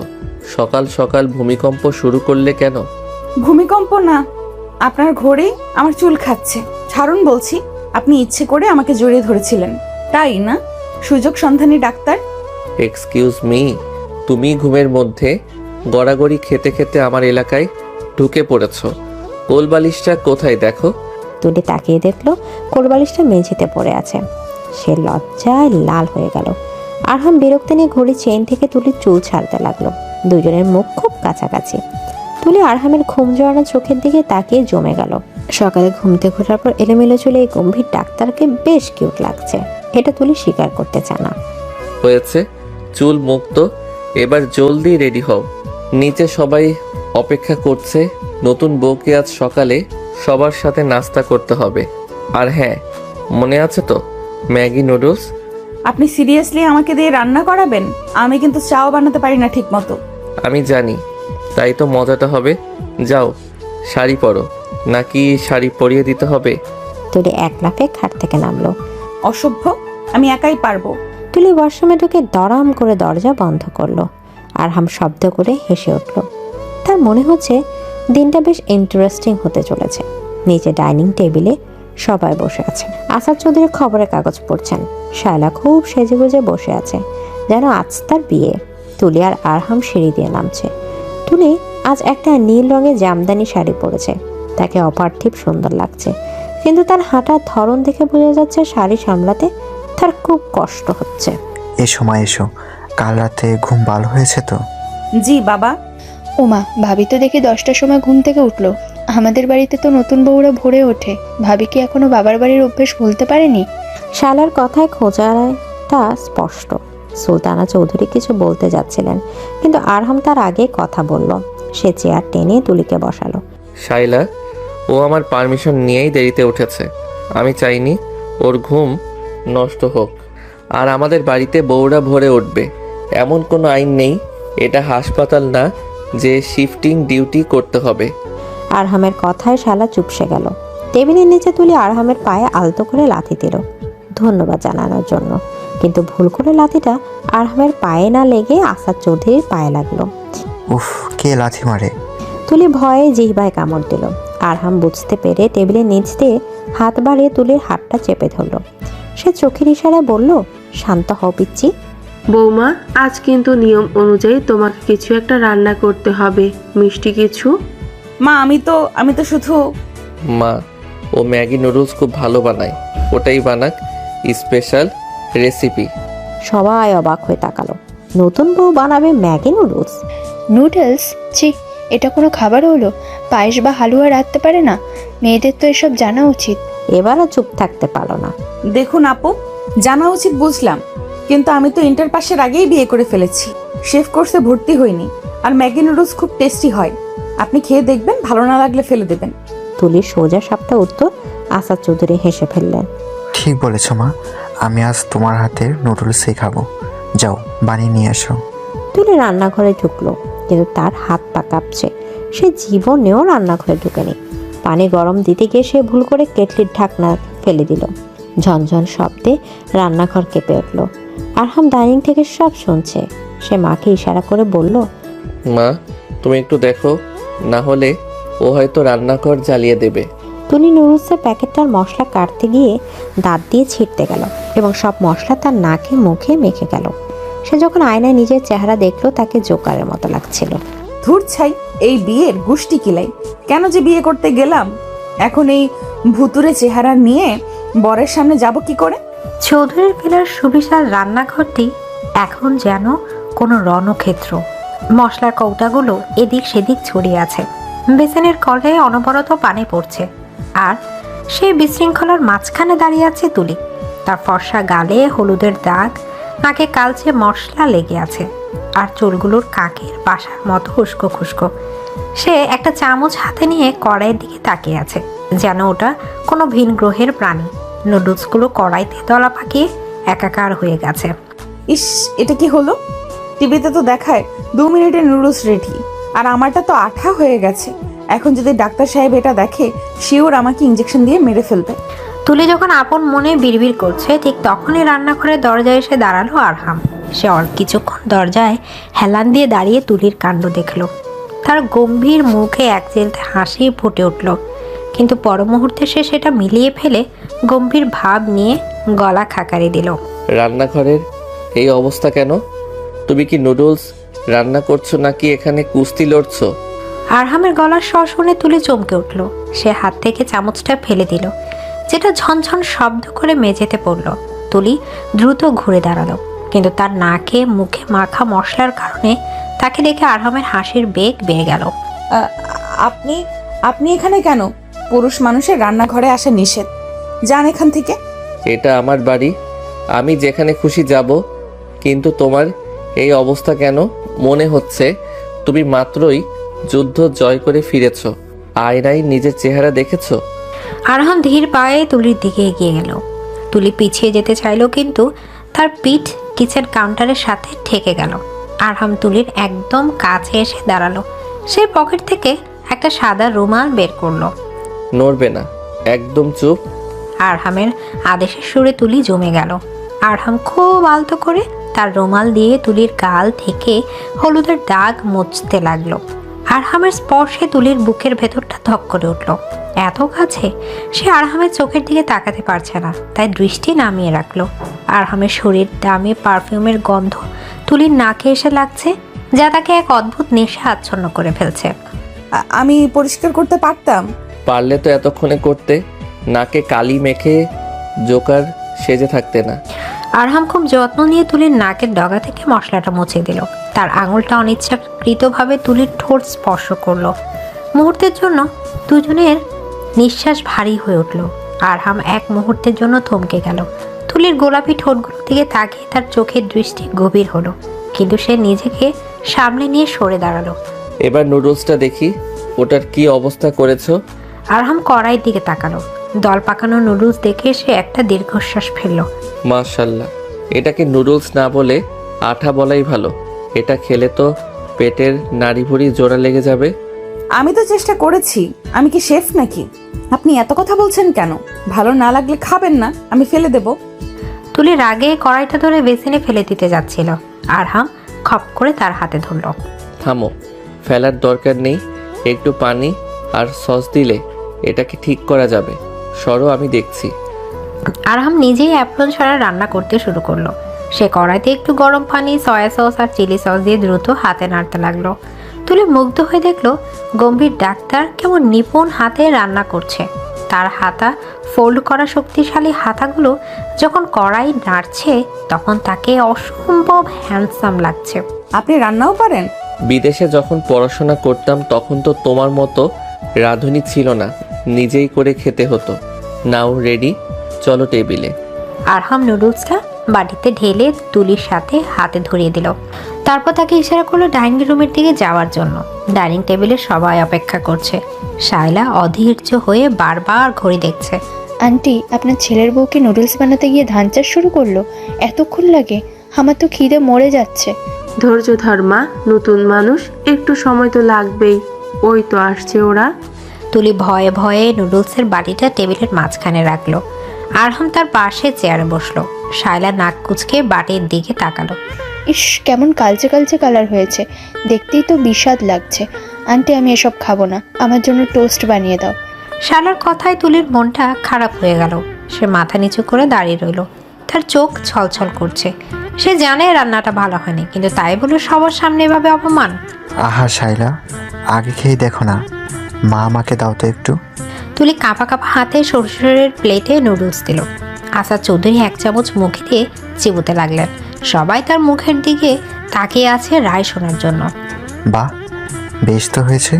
একটু ঝাল ঝাল টক টক, আমার তো ভালোই লাগছে। কি গো গিন্নি, তুমিও নাও। তুলি অবাক হয়ে শ্বশুরের দিকে তাকালো। সে বুঝতে পারলো শ্বশুর মশাই তাকে বাঁচানোর জন্য মিথ্যা বলছেন। তার কৃতজ্ঞতায় চোখে পানি এসে গেল। এবার আরহাম নিজের প্লেটে নুডলস নিল। সে চুপচাপ খেয়ে যাচ্ছে, কোনো কথা বলছে না। কেমন হয়েছে? খাওয়ার যোগ্য, তবে পরের বার লবণের বস্তাটা একটু দূরে রেখো। লবণ একটু বেশি হয়েছে। আরহামের কথা তুলে বুঝতে পারলো লবণ বেশি হয়েছে, কিন্তু আরহাম সেটা কাউকে বুঝতে দিল না। সে স্বাভাবিকভাবেই খেয়ে নিল। শায়লা অবাক হয়ে দেখলো আরহাম পুরো প্লেট শেষ করে ফেলেছে। আরহাম ভাইয়া, তুমি এটা খাচ্ছ? তুমি না হেলথ কনসাস? বউয়ের হাতের প্রথম রান্না বিষ হলেও খেতে হয় শাইলা, আর এটা মোটেও খারাপ হয়নি। It's good. বউয়ের হাতের রান্না, এই কথাটা আরহাম এমনভাবে বললো যে তুলির গাল লজ্জায় লাল হয়ে গেল। সে আর চোখে আরহামের দিকে তাকালো। এই লোকটা কি তাকে পছন্দ করে, নাকি শুধু সবার সামনে ভালো করছে? নাস্তা শেষে আরহাম হাসপাতালে যাওয়ার জন্য তৈরি হলো। সেটাই বাঁধতে বাঁধতে আয়নার সামনে দাঁড়িয়ে আছে। তুলি ঘরে ঢুকলো। তার হাতে আরহামের মানিব্যাগ আর ঘড়ি। এই নিন আপনার ঘড়ি আর মানি ব্যাগ। থ্যাঙ্কস। আজ ফিরতে একটু দেরি হতে পারে। তুমি বোর হলে দিদির সাথে গল্প করো। আর হ্যাঁ, দুপুরে খেয়ে নিও, ডায়েট করার দরকার নেই, তুমি এমনিতেই শুকনা। আরহাম টাইটা ঠিক করতে পারছে না, বারবার বাঁকা হয়ে যাচ্ছে। তুলি কিছুক্ষণ দাঁড়িয়ে দেখে এগিয়ে এলো। দাঁড়ান, আমি ঠিক করে দিচ্ছি। বাবা সব সময়টাই পড়তো, আমি বেঁধে দিতাম। তুলি টুলের উপর দাঁড়িয়ে আরহামের গলার কাছে হাত নিয়ে গেল। উচ্চতা মেলাতে তাকে টুল ব্যবহার করতে হচ্ছে। আরহাম স্থির হয়ে দাঁড়িয়ে আছে। তুলির ছোট ছোট আঙুলগুলো তার গলার কাছে নাড়াচাড়া করছে। তুলির খোলা চুলগুলো আরহামের নাকে এসে লাগছে। আরহাম একদৃষ্টিতে তুলির মুখের দিকে তাকিয়ে আছে। মেয়েটার বড় বড় চোখের পাপড়ি, ছোট নাক, সবকিছুতে এক অদ্ভুত সরলতা। তুমি কি টোল ছাড়া আমার নাগাল পাবে না? আপনি জিরাফের মতো লম্বা হলে আমি কি করব? নিচে তো হতে পারেন না। আরহাম মুচকি হেসে একটু ঝুঁকে এলো। এখন তাদের মুখ একদম সামনাসামনি। এখন ঠিক আছে? হ্যাঁ, হয়ে গেছে, যান এবার। তুলে এক লাফে টুল থেকে নেমে পড়লো। আরহাম টাইটা ঠিক করে নিয়ে ব্যাগে কাঁধে দিল। সাবধানে থেকো, আর শায়লা কিছু বললে কানে নেবে না, ও একটু বেশি কথা বলে। আরহাম চলে যাওয়ার পর তুলি জানলার ফাঁক দিয়ে দেখলো তার গাড়িটা গেট দিয়ে বেরিয়ে যাচ্ছে। সে দীর্ঘশ্বাস ফেললো। এই বিশাল বাড়িতে সে এখন একা। শাশুড়ি মা ভালো, হৃদিও ভালো, কিন্তু শায়লা আর তার একাকিত্ব তাকে গ্রাস করেছে। দুপুর গড়িয়ে বিকেল। তুলি হৃদির ঘরে বসে লুডো খেলছে। হৃদি আর তুলির মধ্যে বেশ ভাব হয়ে গেছে। ভাবি, তুমি ভাইয়াকে কিভাবে পটালে বলো তো? ভাইয়া তো মেয়েদের দিকে তাকাতই না। আমরা তো ভেবেছিলাম ভাইয়া কোনো বইকে বিয়ে করবে। আমি পটাইনি, তোমার ভাইয়া আমাকে জোর করে বিয়ে করেছে। আমি তো বিয়েই করতে চাইনি। কিন্তু ভাইয়া তোমাকে খুব কেয়ার করে। সকালে দেখলে না কিভাবে নুডলস খেয়ে নিল? আমরা হলে বমি করে দিতাম। তুলি হৃদির কথায় হাসলো, কিন্তু মনে মনে ভাবলো কেয়ার করে নাকি দয়া দেখায়। এমন সময় তুলির ফোন বেজে উঠলো। স্ক্রিনে পায়েল নামটা ভাসছে। তুলি দ্রুত ফোন রিসিভ করলো। হ্যাঁ পায়েল, তুই কেমন আছিস? আমাকে ভুলে গেলি? আমি ভুলবো কেন? তুই তো এখন ডাক্তার বরের বউ, আমাদের কি আর মনে থাকবে? শোন, একটা ব্রেকিং নিউজ আছে। তনয় তোকে খুঁজছিল। তনয় নামটা শুনে তুলি একটু চুপ হয়ে গেল। তনয় তার ক্লাসমেট তাকে পছন্দ করতো, কিন্তু তুলি পাত্তা দিত না। তবে আরহাম এটা নিয়ে জেলাস হতো। সেটা বিয়ের আগে সে বুঝতে পেরেছিল। তনয় কেন খুঁজবে? ওকে বলবি আমি এখন ম্যারিড। আর এসব ফালতু কথা বাদ দে। তুই কবে আসবি? তুলি যখন কথা বলছিল সে খেয়াল করেনি দরজায় কেউ দাঁড়িয়ে আছে। শায়লা। সে আড়ি পেতে সব শুনছিল। তনয় নামটা শুনে শায়লার ঠোঁটে এক পৈশাচিক হাসি ফুটে উঠল। বাহ, নতুন বইয়ের তাহলে প্রেম ঘটিত ব্যাপার আছে। তনয়, দাঁড়াও তুলি, এই তনয়কে দিয়েই আমি তোমার আর আরহামের মধ্যে আগুন লাগাবো। শায়লা নিঃশব্দে সেখান থেকে সরে গেল। সন্ধ্যায় আরহাম ফিরল। তাকে বেশ ক্লান্ত দেখাচ্ছে। তুলি দৌড়ে গিয়ে তার হাত থেকে ব্যাগটা নিল। আপনি এত দেরি করলেন কেন? মা আপনার জন্য অপেক্ষা করছিল। ইমার্জেন্সি পেশেন্ট ছিল, অপারেশন থিয়েটারে ছিলাম টানা 4 ঘন্টা। এক গ্লাস পানি দাও তো। তুলি দ্রুত পানি নিয়ে এলো। আরহাম সোফায় বসে পানি খেলো। সে টাইটা ঢিলে করে চোখ বন্ধ করে মাথাটা সোফায় এলিয়ে দিল। তুলি তার পাশে দাঁড়িয়ে ইতস্তত করছে। সে কি আরহামের মাথা টিপে দেবে নাকি চলে যাবে? আপনার কি মাথা ব্যথা করছে? খুব। তুলি সাহস সঞ্চয় করে আরহামের পাশে বসলো। সে তার ছোট হাত দিয়ে আরহামের কপালেও মাথায় হাত বুলিয়ে দিতে লাগলো। আরহাম চোখ খুলল না, কিন্তু তার ঠোঁটের কোণে এক প্রশান্তির হাসি ফুটে উঠল। তুলির হাতের স্পর্শে তার সারাদিনের ক্লান্তি যেন নিমিষেই দূর হয়ে যাচ্ছে। তোমার হাতে জাদু আছে পিচ্ছি, পেইন কিলারের চেয়েও ভালো কাজ করছে। আবার পিচ্ছি? আমি পিচ্ছি না। আচ্ছা বাবা, তুমি পিচ্ছি না, তুমি আমার লিটল ওয়াইফ। শোনো, একটা খবর আছে, ব্যাগ গুছিয়ে নাও। কেন, আমাকে কি বাপের বাড়ি পাঠিয়ে দিচ্ছেন? আমি কি কোনো ভুল করেছি? তুলির গলায় আতঙ্কের সুর। আরহাম চোখ খুলে সোজা হয়ে বসলো। সে তুলির গাল আলতো করে টানলো। বোকা মেয়ে, বাপের বাড়ি না, আমরা কাল কক্সবাজার যাচ্ছি হানিমুনে। সত্যি? কক্সবাজার? সমুদ্র? ইয়ে, আমি সমুদ্রে যাব। আমি ঝিনুক কুড়াবো আর পানিতে লাফালাফি করব। তুলির উচ্ছ্বাস দেখে আরহাম হাসতে লাগলো। মেয়েটা আসলেই বাচ্চা। হানিমুন মানে যে রোমান্স, সেখান থেকে সময় কাটানো সেসব বাদ দিয়ে তার মাথায় ঝিনুক আর পানি। হ্যাঁ, সব করবে, কিন্তু এখন গিয়ে প্যাকিং করো। আর শোনো, বেশি খেলনাপাতি নিও না, আমার লাগেজে জায়গা নেই। আমি আমার পাণ্ডু নেব আর বালতি কোদাল নেব বালি দিয়ে ঘর বানানোর জন্য। হে আল্লাহ, আমি হানিমুনে যাচ্ছি নাকি কিডস পিকনিকে? ঠিক আছে, যা খুশি নাও, কিন্তু কাল সকাল 7টায় ফ্লাইট। দেরি করলে তোমাকে রেখেই চলে যাব। তুলি খুশিতে নাচতে নাচতে রুমে চলে গেল। আরহাম তার যাওয়ার পথের দিকে তাকিয়ে রইল। তার মানে একটা সুপ্ত বাসনা জাগছে। সমুদ্রের নীল জলরাশির সামনে চঞ্চল মেয়েটাকে কি সে নিজের মনের কথা বলতে পারবে, নাকি তুলির পাগলামিতে সব রোমান্স ভেসে যাবে?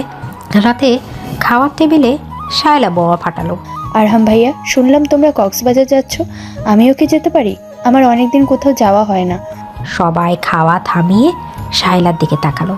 হানিমুনে কাবাব মে হাড্ডি হওয়ার শখ কারো থাকে, এটা বিরল। তুলির মুখটা কালো হয়ে গেল। সে আরহামের দিকে তাকালো। শাইলা, এটা আমাদের পার্সোনাল ট্যুর, হানিমুন। এখানে থার্ড পারসন না থাকাই ভালো। তুমি নেক্সট টাইম ফ্যামিলি ট্যুরে যেও। আরহামের সোজা সাপটা জবাবে শায়লার মুখ অপমানে লাল হয়ে গেল। সুলতানা চৌধুরীও ছেলেকে সমর্থন করলেন। হ্যাঁ শাইলা, ওদের নতুন বিয়ে, ওদের একা থাকতে দে, তুই পরে যাস। শায়লা দাঁতের দাঁত চেপে চুপ করে রইল, কিন্তু তার মাথায় নতুন বুদ্ধি খেলছে। তোমরা কক্সবাজার যাচ্ছ যাও, কিন্তু শান্তি আমি তোমাদের পেতে দেব না। রাতে শোয়ার আগে তুলি তার সুটকেস গোছাচ্ছে। সে সত্যি সত্যি একটা ছোট প্লাস্টিকের বালতি আর কোদাল ব্যাগে ঢুকালো। আরহাম ল্যাপটপে কাজ করতে করতে সেটা দেখেও ফেললো। তুলি, তুমি সিরিয়াসলি ওগুলো নিচ্ছ? এয়ারপোর্টে সিকিউরিটি চেক করার সময় যখন এগুলো বের হবে, তখন মানুষ ভাববে আমি কোনো বাচ্চাকে কিডন্যাপ করে নিয়ে যাচ্ছি। ভাবুক, আমার বালি দিয়ে ঘর বানাতে হবে। আপনি তো আর বানাবেন না, আপনি তো সারাদিন ল্যাপটপ নিয়ে বসে থাকবেন। আমি ল্যাপটপ নিচ্ছি না, এই কয়দিন নো কাজ, only you and me. Only you and me. কথাটা শুনে তুলির কান গরম হয়ে গেল। সে দ্রুত সুটকেস বন্ধ করে নিল। আমি আমি ঘুমাবো, কাল সকালে উঠতে হবে। তুলি দ্রুত খাটে উঠে শুয়ে পড়ল এবং লেপ মুড়ি দিয়ে দিল। আরহাম ল্যাপটপ বন্ধ করে লাইট অফ করলো। সে ধীর পায়ে খাটের দিকে এগিয়ে এলো। অন্ধকার ঘরে চাঁদের আলোয় তুলিকে দেখা যাচ্ছে। আরহাম শুয়ে পড়ে পাশ ফিরে তুলির দিকে তাকালো। ঘুমিয়েছো? হ্যাঁ, ঘুমিয়েছি। ঘুমন্ত মানুষ কথা বলে না। শোনো, কালকের দিনটা তোমার জন্য খুব স্পেশাল হতে পারে। সমুদ্র কিন্তু অনেক কথা বলে। সমুদ্র কথা বলে? আপনি কি পাগল নাকি? গিয়েই দেখো। গুড নাইট পিচ্চি। আরহাম আলতো করে তুলির কপালে একটা চুমু খেলো। তুলির সারা শরীর যেন বিদ্যুৎ খেলে গেল। সে শ্বাস বন্ধ করে পড়ে রইল। আরহামের এই ছোট্ট আদুরে তার মনের ভেতর এক অজানা অনুভূতি জন্ম নিল। সে কি তবে গম্ভীর ডাক্তারটার প্রেমে পড়ে যাচ্ছে? পরের দিন সকাল, বিমান আকাশের বুক ছেড়ে উড়ে চলছে কক্সবাজারের উদ্দেশ্যে। জানলার পাশে বসে তুলি মেঘ দেখছে। তার হাতটা শক্ত করে ধরে আছে আরহাম। এই যাত্রা তাদের জীবনে নতুন কোনো মোড় নিয়ে আসবে, তা কেউ জানে না। তবে কক্সবাজারের উত্তাল ঢেউ আর শায়লার ষড়যন্ত্র দুটোই অপেক্ষা করছে তাদের জন্য। এদিকে কক্সবাজারের আকাশে তখন গোধূলির লাল আভা। বিমানবন্দর থেকে বেরিয়ে আরমান আর তুলি যখন হোটেলের উদ্দেশ্যে ট্যাক্সিতে উঠলো, তখন সমুদ্রের নোনা বাতাস এসে তাদের স্বাগত জানালো। তুলির উত্তেজনা বাঁধ মানছে না। সে জানালার কাছ নামিয়ে বাইরে তাকিয়ে আছে। তার চুলগুলো বাতাসে উঠছে। আরহাম মুগ্ধ হয়ে তার এই চঞ্চল স্ত্রীর দিকে তাকিয়ে আছে। মেয়েটার মধ্যে কোনো কৃত্রিমতা নেই, যা আছে সবই স্বচ্ছ পানির মতো পরিষ্কার। ওই দেখুন সমুদ্র কত বড়। আমি তো শেষ কবে এসেছি মনে নেই। আমরা কি এখনই সৈকতে যাব? প্লিজ চলুন না। তুলে আরহামের হাত ধরে ঝাঁকি দিয়ে আবদার করলো। আরহাম মুচকি হাসলো। শান্ত হও পিচ্চি, আগে হোটেলে চেক ইন করি, ফ্রেশ হই। সমুদ্র তো পালিয়ে যাচ্ছে না। তাছাড়া এখন ভাটা চলছে, পানি অনেক দূরে। আপনি সব সময় লজিক দেখান কেন? রোম্যান্স বোঝেন না? সমুদ্র দেখলে কি কেউ হোটেলে বসে থাকে? রোমান্স শব্দটা তুলির মুখে শুনে আরহামের ভ্রু কুঁচকে গেল। সে একটু ঝুঁকে তুলির কানের কাছে ফিসফিস করে বলল, রোমান্স বুঝি বলেই তো হোটেলে যেতে চাইছি। সমুদ্রের পাড়ে রোমান্স করলে মানুষ ভিডিও করে ভাইরাল করে দেবে। তার চেয়ে রুমের বেলকনি অনেক নিরাপদ। আরহামের কথায় তুলির কান গরম হয়ে গেল। সে দ্রুত মুখ ঘুরিয়ে বাইরে তাকালো। লোকটা সুযোগ পেলেই ফ্ল্যাট করে। গাড়ি এসে থামলো সাইমন বিচ রিসর্টের সামনে। 5 স্টার হোটেল। লবিতে ঢুকতেই তুলি হা করে চারপাশ দেখতে লাগলো। আরহাম রিসেপশনে গিয়ে চাবি নিয়ে এলো। তাদের জন্য বুক করা হয়েছে হানিমুন স্যুট, যারা বেলকনি থেকে পুরো সমুদ্র দেখা যায়। রুমে ঢুকে তুলি এক দৌড়ে ব্যালকনিতে চলে গেল। আরহাম লাগেজগুলো রেখে ধীরে পায়ে তার পেছনে গেল। কেমন লাগলো রুম? অসাধারণ। এখান থেকে তো মনে হচ্ছে সমুদ্রটা আমাদের রুমের ভেতরেই ঢুকে পড়বে। ও কি সুন্দর বাতাস। তুলি 2 হাত ছড়িয়ে বাতাস অনুভব করছে। আরহাম পেছন থেকে আলতো করে তুলির কোমরে হাত রাখলো। তুলি কেঁপে উঠল, কিন্তু সরল না। সে আরহামের বুকে পিঠ ঠেকিয়ে দাঁড়িয়ে রইল। সমুদ্রের গর্জন আর বাতাসের শোষো শব্দের মাঝে দুজনের হৃদস্পন্দন যেন এক হয়ে যাচ্ছে। তুমি কি জানো তুলি, এই সমুদ্রের চেয়ে গভীর কিছু আছে? কি? প্রশান্ত মহাসাগর? আরহাম হাসলো। রোমান্টিক মুহূর্তে তুলির এমন জিওগ্রাফিক্যাল উত্তর মুডটাই নষ্ট করে দিল, আবার অদ্ভুত এক মায়াও তৈরি করলো। আরহাম তুলির কাঁধে থুতনি রাখলো। না, আমার ভালোবাসা, যেটা এই বোকা মেয়েটা বুঝতেই চায় না। তুলি চুপ করে রইল। সে বুঝতে পারছে, কিন্তু স্বীকার করতে তার লজ্জা লাগছে। কিছুক্ষণ ওভাবে দাঁড়িয়ে থাকার পর আরহাম তাকে ছেড়ে দিল। যাও, ফ্রেশ হয়ে নাও, আমরা লাঞ্চ করে বিকেলে বিচে যাব। আর তোমার ওই বালতি কোদাল বের করো, ঘর বানাতে হবে তো। আপনি আমাকে পচাচ্ছেন? আমি সত্যিই ঘর বানাবো। দুপুরে খাওয়া শেষে বিকেলে তারা সমুদ্র সৈকতে নামলো। তুলি একটা নীল রঙের ফ্লোরাল গাউন পরেছে, মাথায় হ্যাট। আরহাম পরছে সাদা নীল লিলেন শার্ট আর 3/4 প্যান্ট, সাথে চোখে সানগ্লাস। দুজনকে দেখে মনে হচ্ছে যেন সিনেমার শুটিং চলছে। তুলি তার প্লাস্টিকের বালতি আর কোদল নিয়ে বালিতে বসে পড়ে। সে খুব মনোযোগ দিয়ে বালি খুঁড়ছে। আরহাম পাশে বসে তার কাণ্ড দেখছে। আশেপাশে অনেক পর্যটক, অনেকেই এই কিউট দম্পতিকে দেখছে। আপনি বসে আছেন কেন? আমাকে সাহায্য করুন, আমি একটা রাজপ্রাসাদ বানাবো। আমি ইঞ্জিনিয়ার না ডাক্তার, রাজপ্রাসাদ বানানো আমার সিলেবাসে ছিল না। বাহানা করবেন না, এই বালতিটা নিন আর পানি নিয়ে আসুন, বালি ভেজাতে হবে।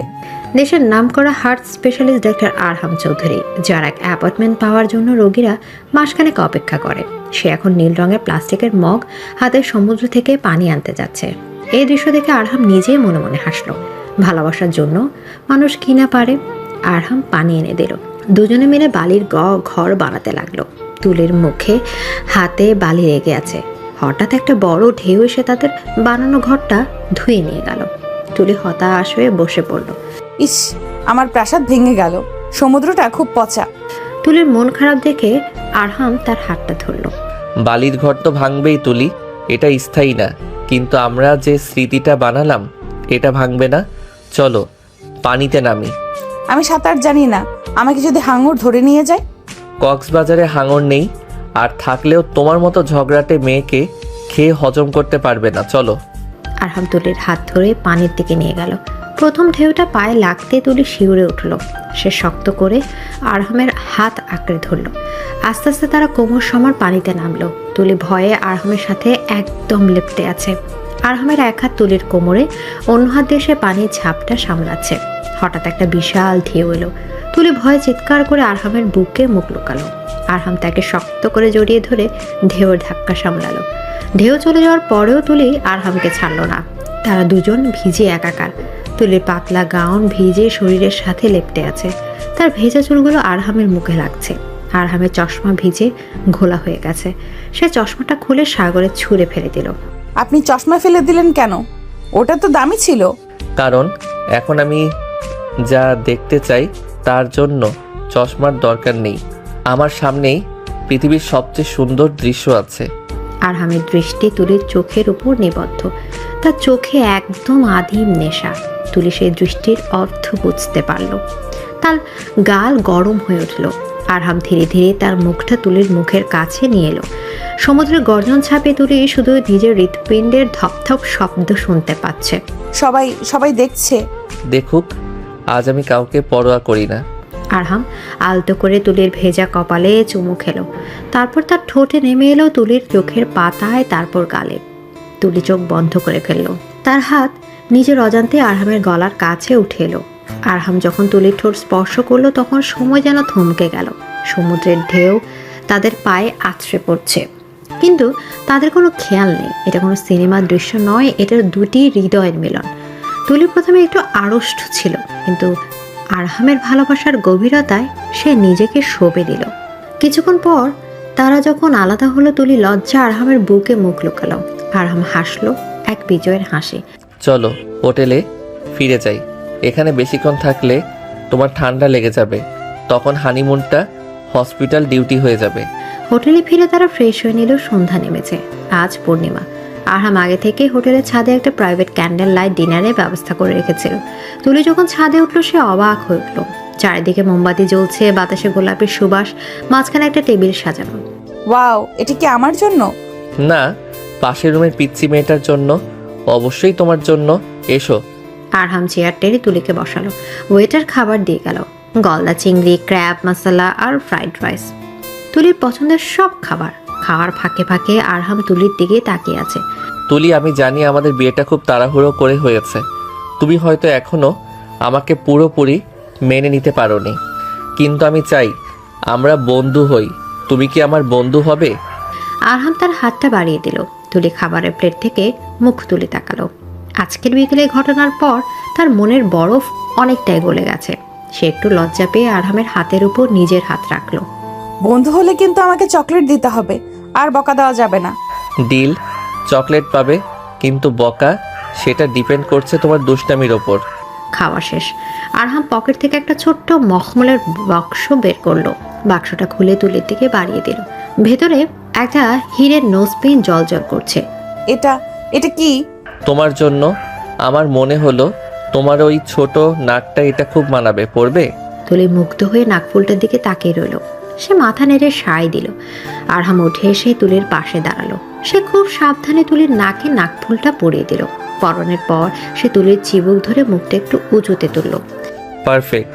এখন তোমাকে একদম আমার ডাক্তার গিন্নি মনে হচ্ছে। তুলি আয়নায় নিজেকে দেখলো। হীরের নাকফুলটা তার সৌন্দর্যে নতুন মাত্রা যোগ করেছে। সে খুশিতে আরহামকে জড়িয়ে ধরল। থ্যাংক ইউ, আপনি অনেক ভালো। আরহাম অবাক হলো, কিন্তু খুশিও হলো। এই প্রথম তুলি তাকে নিচ থেকে জড়িয়ে ধরেছে। সেও আলতো করে তুলিকে জড়িয়ে ধরলো। কিন্তু এই সুখের মুহূর্ত বেশিক্ষণ স্থায়ী হলো না। তুলি ফোনটা টেবিলের উপর ভাইব্রেট করছে। স্ক্রিনে ভেসে উঠছে একটা অচেনা নম্বর। তুলি আরহামকে ছেড়ে ফোনটা হাতে নিল। কে ফোন দিল এত রাতে? হ্যালো। ওপাশ থেকে একটা পরিচিত কিন্তু বিরক্তিকর গলা ভেসে এলো। কি রে তুলি, হানিমুন কেমন কাটছে? খুব ফুর্তিতে আছিস মনে হচ্ছে। তুলির মেজাজটাই খারাপ হয়ে গেল। এই মেয়েটা এখানেও শান্তি দেবে না। আপনি আমার নাম্বার পেলেন কোথায়? আর আপনি কেন ফোন দিয়েছেন? নাম্বার জোগাড় করা আমার জন্য ব্যাপার না। ফোন দিলাম একটা সুখবর দেওয়ার জন্য। আমি এখন কক্সবাজারেই আছি, তোদের হোটেলেই, রুম নাম্বার 304। তুলের হাত থেকে ফোনটা প্রায় পড়ে যাচ্ছিল। শাইলা এখানে? আরহাম তো বারণ করেছিল। মানে আপনি এখানে কেন? আরহাম জানে? আরহাম জানে না, সারপ্রাইজ দেবো বলে। তাছাড়া তনয়ও আমার সাথে এসেছে। ও তোকে খুব মিস করছিল। আমরা নিচে লবিতে অপেক্ষা করছি। নিচে আয়, আড্ডা দেওয়া যাবে। তনয় নামটা শুনে তুলির বুক কেঁপে উঠল। তনয় যদি এখানে এসে কোনো ঝামেলা করে আরহাম খুব রেগে যাবে। আরহাম তনয়কে সহ্য করতে পারে না। তুলি ভয়ে আরহামের দিকে তাকালো। আরহাম তখন ওয়েটারকে বিল মিটিয়ে দিচ্ছে। সে কিছু শুনতে পায়নি। আপনারা প্লিজ চলে যান, আরহাম দেখলে খুব রেগে যাবে। প্লিজ কোনো ঝামেলা করবেন না। আরে চিল কর, আমরা তো জাস্ট ফ্রেন্ড হিসেবে এসেছি। তুই যদি নিচে না আসিস তাহলে আমরাই ওপরে আসছি। তনয় তো এখনই রুমের দিকে দৌড়াতে চাইছে। ফোনটা কেটে গেল। তুলির হাত পা ঠান্ডা হয়ে আসছে। সে যে কি করবে বুঝতে পারছে না। আরহাম তার দিকে এগিয়ে এলো। কি হয়েছে তুলি? কার ফোন ছিল? তোমার মুখটা হঠাৎ ফ্যাকাশে হয়ে গেল কেন? না, মানে রং নাম্বার ছিল। আমার ঘুম পাচ্ছে, চলুন রুমে যাই। তুলি তোতলামি করছে। আরহাম ডাক্তার। সে মানুষের চোখ দেখে বুঝতে পারে কিছু একটা লুকাচ্ছে। সে সন্দেহজনক দৃষ্টিতে তুলির দিকে তাকালো। রং নাম্বার দেখে কেউ এত ভয় পায় না। সত্যটা বলো, কে ফোন করেছিল? তুলি কিছু বলার আগে তাদের রুমের দরজায়, তারা তখনও ছাদে থেকে নামেনি, কিন্তু সিনারি অনুযায়ী তারা রুমের দিকে যাওয়ার পথে করিডোরে বা লিফটের সামনে চিনতে হবে। ধরা যাক তারা রুমে ফিরছে। তারা লিফট দিয়ে নিচে তাদের ফ্লোরে নামলো। করিডোর দিয়ে রুমের দিকে এগোতে দেখলো তাদের রুমের দরজার সামনে শায়লা দাঁড়িয়ে আছে, আর তার পাশে দাঁড়িয়ে আছে তনয়, তুলির সেই ক্লাসমেট, হাতে একতোড়া লাল গোলাপ। আরহাম থমকে দাঁড়ালো।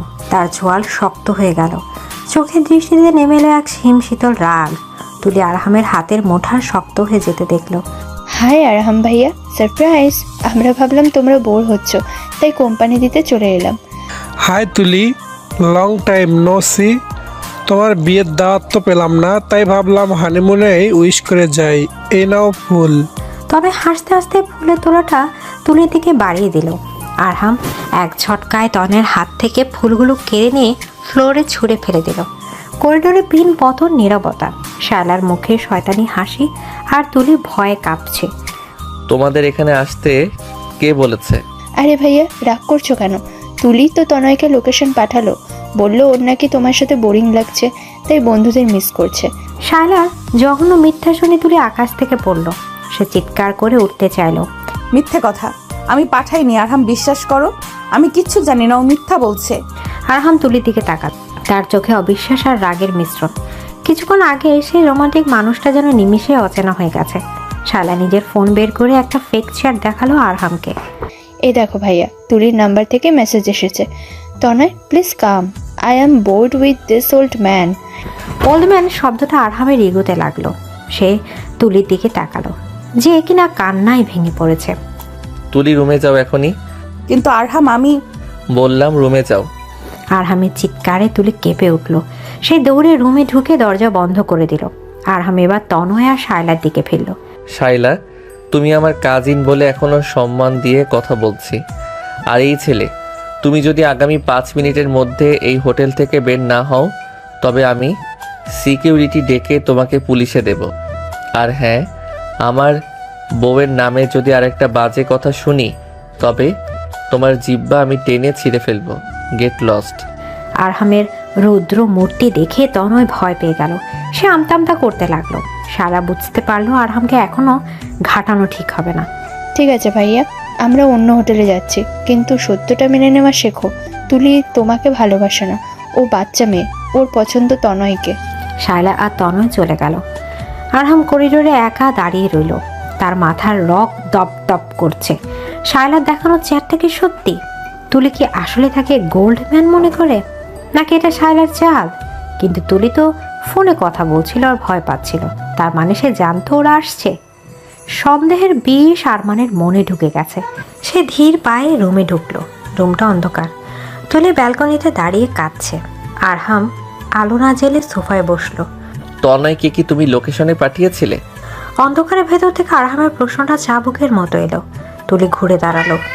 না, আমি পাঠাইনি। আপনি আমাকে বিশ্বাস করছেন না? একটু আগেই না বললেন আপনি আমার বন্ধু? বন্ধুর উপর বিশ্বাস নেই? বিশ্বাস অর্জন করতে হয় তুলি। শাইলা প্রমাণ দেখিয়েছে। আর আমার চোখের পানি কোনো প্রমাণ নেই? ওই শায়লা একটা ডাইনি, ও সব সাজিয়েছে। আপনি ডাক্তার হয়ে এত বোকা কেন? একটা ফেক মেসেজ দেখে আমাকে সন্দেহ করছেন? তুলি রাগে দুঃখে আরহামের সামনে এসে দাঁড়ালো। সে আরহামের কলার চেপে ধরলো। আমার চোখের দিকে তাকিয়ে বলুন, আপনি আমাকে অবিশ্বাস করেন?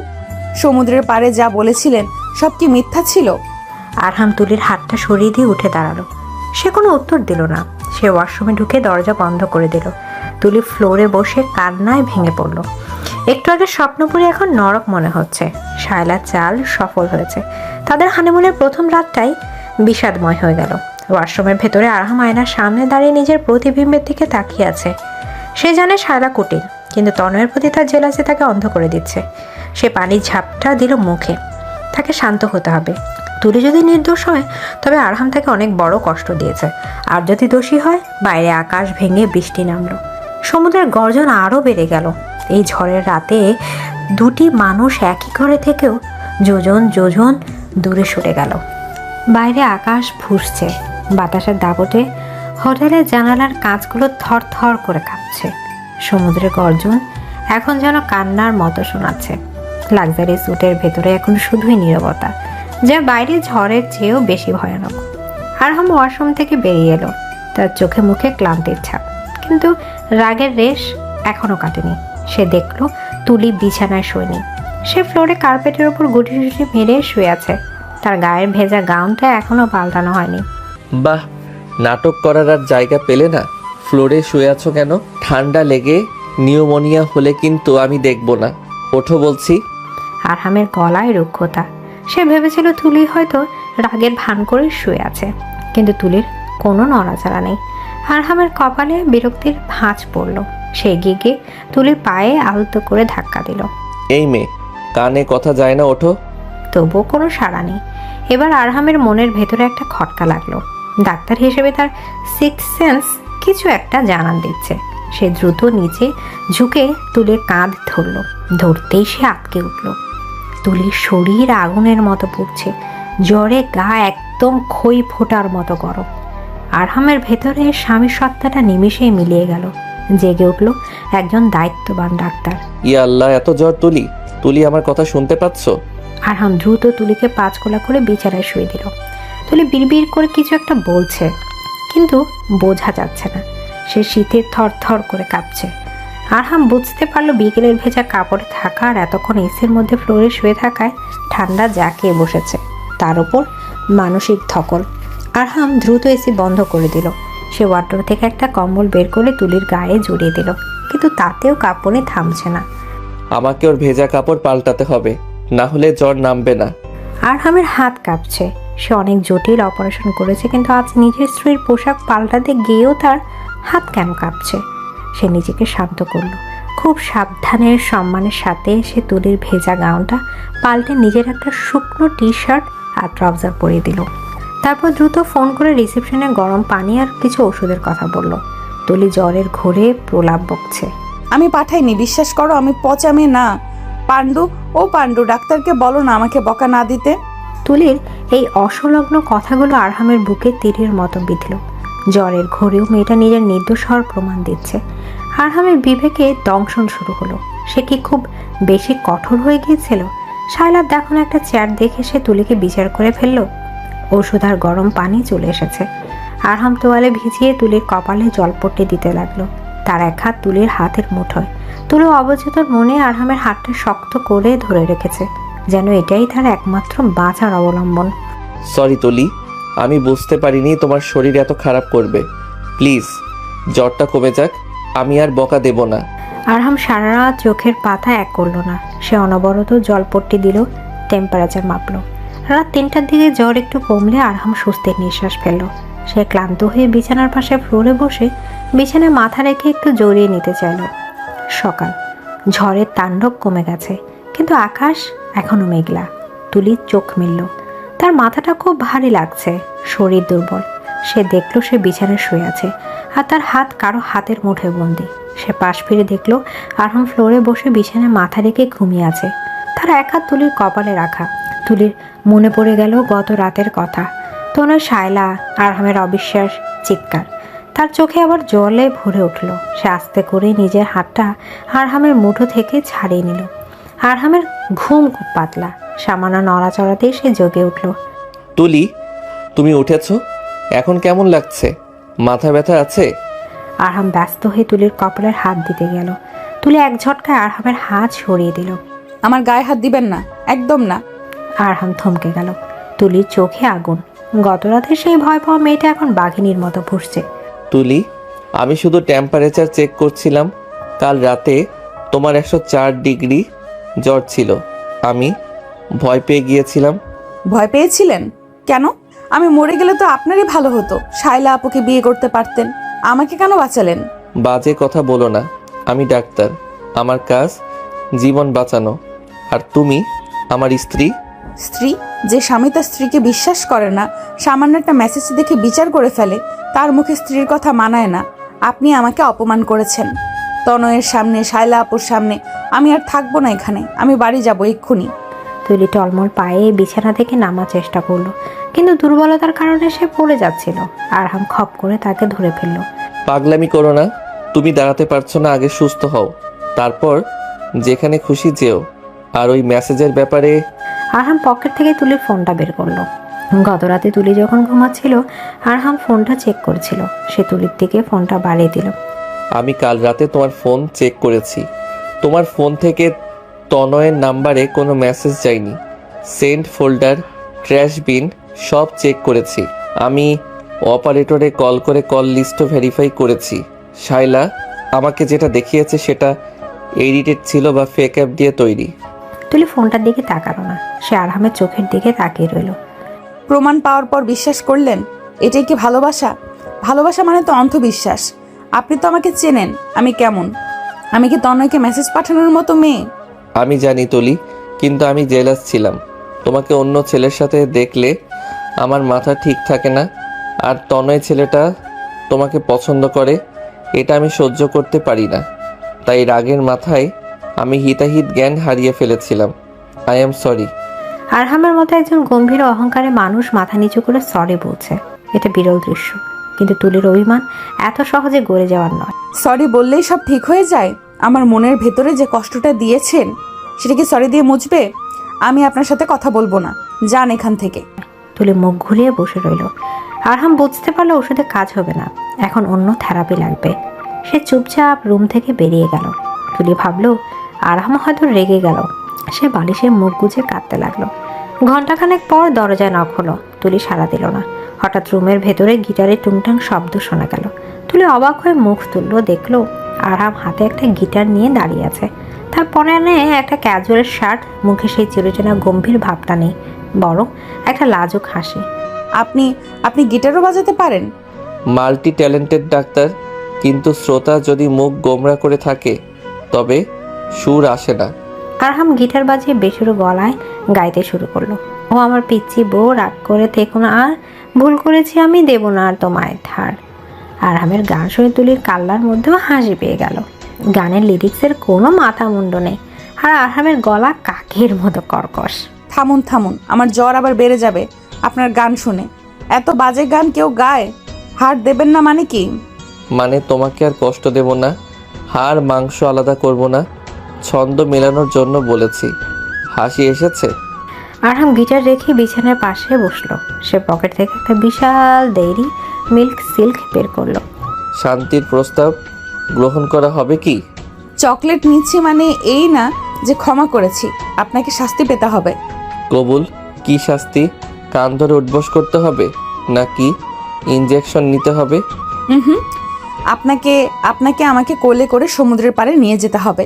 আমি হাঁটতে পারছি না, কিন্তু সমুদ্র দেখতে চাই। আরহাম হাসলো। সে উঠে দাঁড়িয়ে মিলিটারি কায়দায় সেলিট দিল। হুকুম মহারানী। আরহাম তুলিকে পাজাগুলা করে কোলে তুলে নিল। তুলি আরহামের গলায় জড়িয়ে ধরল। তার শরীরের জ্বর এখনো পুরোপুরি যায়নি, কিন্তু মনের জ্বর কমে গেছে। আরহাম তাকে নিয়ে ব্যালকনিতে এলো। সেখানে দুটো আরামদায়ক চেয়ার পাতা আছে। আরহাম তুলিকে চেয়ারে না বসে নিজের কোলে বসিয়ে রাখলো। আমাকে চেয়ারে বসান, কেউ দেখে ফেলবে। দেখুক আমার বউ, আমি যেখানে খুশি বসাবো। শোনো তুলি, শাইলার ব্যাপারে আমি ব্যবস্থা নিয়েছি। কি ব্যবস্থা? আমি সকালে শাইলার বাবাকে, মানে আমার ছোট চাচাকে ফোন করেছিলাম। পুরো ঘটনা জানিয়েছি। চাচা খুব রেগে গেছেন। শাইলা আর তনয়কে আজ বিকেলের ফ্লাইটেই ঢাকা পাঠিয়ে দেওয়া হচ্ছে। আর আমি শাইলাকে বলে দিয়েছি আমাদের চোখের সামনে যেন আর কোনো দিন না আসে। তুলি স্বস্তির নিঃশ্বাস ফেলল। আপদ বিদায় হয়েছে। সে আরহামের বুকে মাথা রাখলো। আপনি খুব পচা, আমাকে কাল কত বকলেন। জানি, আর তুমি খুব ভালো, এত পচা বরের সেবা যত্ন নিচ্ছ। আচ্ছা তুলি, কাল যে তনয়কে ফুল দিতে দেখলে তখন তোমার কেমন লেগেছিল? আমার মনে হয়েছিল ওর মাথায় ফুলদানিটা ভেঙে ফেলি। আপনি ছাড়া অন্য কেউ আমাকে ফুল দেবে কেন? ফুল তো শুধু বরের অধিকার। তুলি সে সহজ স্বীকারোক্তিতে আরহাম মুগ্ধ হয়ে গেল। সে তুলির চিবুক ধরে মুখটা নিজের দিকে ফেরালো। তাহলে এই বরের দেওয়া ফুলটা গ্রহণ করো। আরহাম তার শার্টের পকেট থেকে একটা লাল গোলাপ বের করলো। সে কখন এটা লুকিয়ে রেখেছিল তুলি টেরই পায়নি। এটা প্লাস্টিকের না তো? না, অরিজিনাল।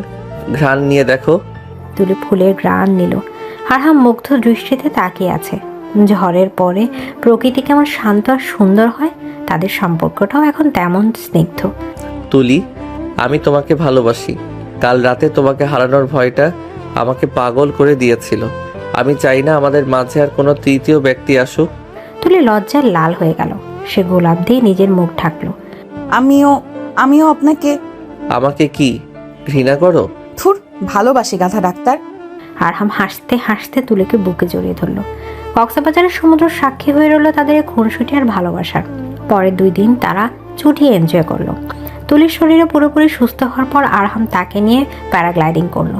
যদিও তুলি পুরোটার সময় চোখ বন্ধ করে মা গো বাবা গো বলে চিল্লাচ্ছিল। তারা রাতে বিচে ক্যান্ডেল লাইট ডিনার করলো, শপিং করলো। তুলি ঝিনুক দিয়ে আরহামের নামের অধ্যক্ষর এ লিখলো বালিতে। আরহাম সেটা ছবি তুলে রাখলো। হানিমুন শেষে ঢাকায় ফেরার পালা। বিমানবন্দরে বসে আছে তারা। তুলির মনটা একটু খারাপ। এ কদিনের মুক্ত জীবন ছেড়ে আবার সেই খাঁচায় ফিরতে হবে। আমরা কি এখানেই থেকে যেতে পারি না? তাহলে তোমার কলেজের কি হবে? আর আমার রোগীরা? থুর, রোগীরা অন্য ডাক্তারের কাছে যাক। তা হয় না পিচ্ছি, দায়িত্ব সবার আগে। তবে কথা দিচ্ছি প্রতি বছর আমরা ঘুরতে আসব। বিমানে ওঠার পর তুলি জানলার সিট নিল। আরহাম তার পাশে বসলো। বিমান যখন টেক অফ করলো, তুলি আরহামের হাতটা শক্ত করে ধরলো।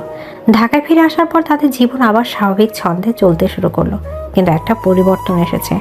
আরহাম এখন আগের চেয়ে অনেক বেশি সময় দেয় তুলিকে, আর তুলিও এখন আরহামের ছোটখাটো যত্ন নিতে শিখেছে। সকালে টাই এগিয়ে দেয়া, মানিব্যাগ গুছিয়ে রাখা, এসব সে নিজ দায়িত্বেই করে। একদিন সন্ধ্যায় তুলি পড়ছে, আরহাম ল্যাপটপ কাজ করছে। হঠাৎ আরহামের ফোন বেজে উঠল। Unknown number.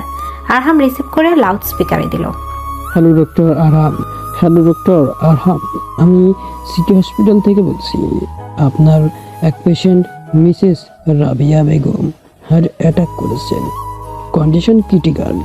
রাবেয়া বেগম নামটা শুনে তুলির হাত থেকে কলম পড়ে গেল। এটা তার মায়ের নাম। মা, আমার মা। তুলি চিৎকার করে কেঁদে উঠল। আরহাম দ্রুত ফোনটা কানে নিল। আমি এখনই আসছি, ওনাকে আইসিইউতে শিফট করুন, কুইক। আরহাম ফোন রেখে তুলির কাঁধ ধরল। তুলি শক্ত হও, কান্না করলে চলবে না, আমাকে এখনই যেতে হবে, তুমিও চলো। তুলি কাঁপছে। তার মায়ের কিছু হলে সে বাঁচবে না। আরহাম তাকে ধরে গাড়িতে তুলল। ড্রাইভিং সিটে বসে আরহাম অ্যাক্সিলেটরে চাপ দিল। গাড়ি ঝড়ের গতিতে ছুটল হাসপাতালের দিকে। হাসপাতালে পৌঁছে দেখা গেল মিজান সাহেব আর সাদমান ভাই বাইরে করিডোরে বসে কাঁদছে। আরহামকে দেখে তারা ছুটে এলো। বাবা আরহাম, আমার স্ত্রীকে বাঁচাও, ডাক্তাররা বলেছে অবস্থা ভালো না। বাবা আপনি শান্ত হন, আমি আছি তো, আমি নিজে অপারেশন করব, আল্লাহ ভরসা। আরহাম দ্রুত ওঠি ড্রেস পরার জন্য চলে গেল। যাওয়ার আগে সে তুলির কাছে এলো। তুলি পাথরের মতো দাঁড়িয়ে আছে। তুলি আমার দিকে তাকাও, আমি কথা দিচ্ছি আমি আমার শেষ চেষ্টাটুকু করব, মায়ের কিছু হবে না, আমার উপর বিশ্বাস আছে তো? আছে, আপনি তো জাদুকর, আমার মাকে ফিরিয়ে দিন। আরহাম অপারেশন থিয়েটারে ঢুকলো। বাইরে জ্বলে উঠলো লাল বাতি। শুরু হলো জীবন মৃত্যুর লড়াই। তুলি দরজার দিকে বাড়িয়ে তাকে বিড়বিড় করে দোয়া পড়তে লাগলো। তার ডাক্তার বরের হাতেই এখন তার মায়ের জীবন। ঘন্টা পর ঘন্টা কেটে যাচ্ছে, লাল বাতি আর নিভছে না। সাদমান ভাই পায়চারি করছে, বন্যা ভাবি কাঁদছে। তুলি এক দৃষ্টিতে ওটির দরজার দিকে তাকিয়ে আছে। হঠাৎ দরজা খুললো। আরহাম বেরিয়ে এলো। তার মাস্ক খোলা, কপালে বিন্দু বিন্দু ঘাম। এভাবেই ছুটে গেল তার দিক। কি খবর বাবা, আমার স্ত্রী কেমন আছে? আরহাম কোনো কথা বলছে না। তার মুখটা ভাবলে সেন। তুলির বুকটা ধক করে উঠল। তবে কি? আরহাম কথা বলছেন না কেন? মা মা ঠিক আছে তো? আরহাম ধীর পায়ে তুলির সামনে এসে দাঁড়ালো। তার এই নীরবতা কি ঝড়ের পূর্বাভাস নাকি স্বস্তির বার্তা? হাসপাতালের করিডোরে পিনপতন নীরবতা। ঘড়ির টিকটক শব্দও যেন হাতুড়ির মতো কান বাজছে। আরহাম অপারেশন থিয়েটার থেকে বেরিয়ে এসে মাস্কটা হাতে নিয়ে দাঁড়িয়ে আছে। তার ফর্সা মুখটা ঘামে ভিজে আছে, চোখের নিচে ক্লান্তির ছায়া। তুলি, মিজান সাহেব, সাদমান এবং বাকিরা শ্বাসরুদ্ধ হয়ে তার মুখের দিকে তাকিয়ে আছে। আরামের এই দীর্ঘ নীরবতা তুলির হৃদস্পন্দন থামিয়ে দিচ্ছে। সে আর সহ্য করতে না পেরে আরহামের কাছে ছুটে গেল। আপনি চুপ করে আছেন কেন? মা মা কথা বলছেন না কেন? আমাকে বলুন, মা ঠিক আছে? প্লিজ বলুন না। তুলি আরহামের অ্যাপ্রন খামচে ধরে ঝাঁকে দিতে লাগলো। তার কান্না জড়িত কণ্ঠ করিডোরে প্রতিধ্বনিত হচ্ছে। আরহাম এবার ধীরে ধীরে চোখ তুলে তাকালো। তার ঠোঁটের কোণে এক চিলতে ক্লান্ত কিন্তু স্বস্তির হাসি ফুটে উঠল। সে হাত বাড়িয়ে তুলির মাথার উপর রাখলো। শান্ত হও পিচ্ছি, মা একদম ঠিক আছেন, অপারেশন সাকসেসফুল, আর কোনো ভয় নেই। অপারেশন সাকসেসফুল, এই দুটো শব্দ শোনার পর মিজান সাহেব ফ্লোরে বসে পড়লেন। তিনি দুই হাত তুলে সৃষ্টিকর্তার শুকরিয়া আদায় করলেন। সাদমান আর বন্যা একে অপরকে জড়িয়ে ধরে কাঁদল। আর তুলি, সে বিশ্বাসই করতে পারছে না। সে এক মুহূর্তের জন্য আরহামের দিকে তাকিয়ে রইল। এই লোকটা যাকে সে হিটলার ভাবত, যাকে সে ভয় পেত, আছে এই লোকটা তার মায়ের জীবন ফিরিয়ে দিয়েছে। কৃতজ্ঞতায়, ভালোবাসা এবং আবেগের তোরে তুলি লোকলজ্জার সব বাঁধ ভেঙে দিল। সে সবার সামনে আরহামকে শক্ত করে জড়িয়ে ধরে তার বুকে মুখ লুকালো। Thank you so much. আপনি জাদুকর, আপনি পৃথিবীর সেরা ডাক্তার। আমি আপনাকে অনেক ভালোবাসি। হাসপাতালে করিডোরে ডাক্তার, নার্স এবং আত্মীয় স্বজন সবাই দেখছে। আরহাম প্রথমে একটু অপ্রস্তুত হয়ে পড়লো, কারণ সে পাবলিক প্লেসে আবেগ দেখাতে পছন্দ করে না। কিন্তু তুলির কান্নার কাছে তার সব গাম্ভীর্য হার মারল। সেও আলতো করে তুলিকে জড়িয়ে ধরল। তার মনে হলো এত ঘন্টার পরিশ্রম সার্থক। এই পিচ্ছি মেয়েটার মুখের হাসি তার কাছে সবচেয়ে বড় পুরস্কার। হয়েছে হয়েছে, এবার ছাড়ো, মানুষ দেখছে তো, আমার ডাক্তারগিরির ইজ্জত থাকবে না। দেখুক, আমি ছাড়বো না। আপনি আমার সুপার হিরো। রাবেয়া বেগমকে কেবিনে শিফট করা হলো। জ্ঞান ফেরার পর তিনি যখন চোখ মেললেন তখন দেখলেন তার একপাশে তুলি, অন্য পাশে আরহাম বসে আছে। আরহাম রাবেয়া বেগমের পাস চেক করছে। বাবা আরহাম, তুমি আমাকে বাঁচিয়েছো। আমি তো শুধু উসিলামা, আল্লাহ বাঁচিয়েছেন। আপনি এখন একদম চুপচাপ রেস্ট নেবেন, কোনো টেনশন করবেন না। আপনার এই পিচ্চি মেয়েটা আপনাকে অনেক জ্বালিয়েছে, এবার ওকে সামলানোর দায়িত্ব আপনার। রাবেয়া বেগম দুর্বল শরীরে হাসলেন। তুলি মায়ের হাত ধরে বসে আছে, তার চোখে এখন আর ভয় নেই, আছে প্রশান্তি। পরবর্তী 1 সপ্তাহ তুলি হাসপাতালের কেবিনেতেই কাটালো। সে মায়ের সেবা করছে, কিন্তু তার চোখের আড়াল হতে দিচ্ছে না আরহামকে। আরহাম ডিউটির ফাঁকে ফাঁকে এসে শাশুড়িকে দেখে যাচ্ছে।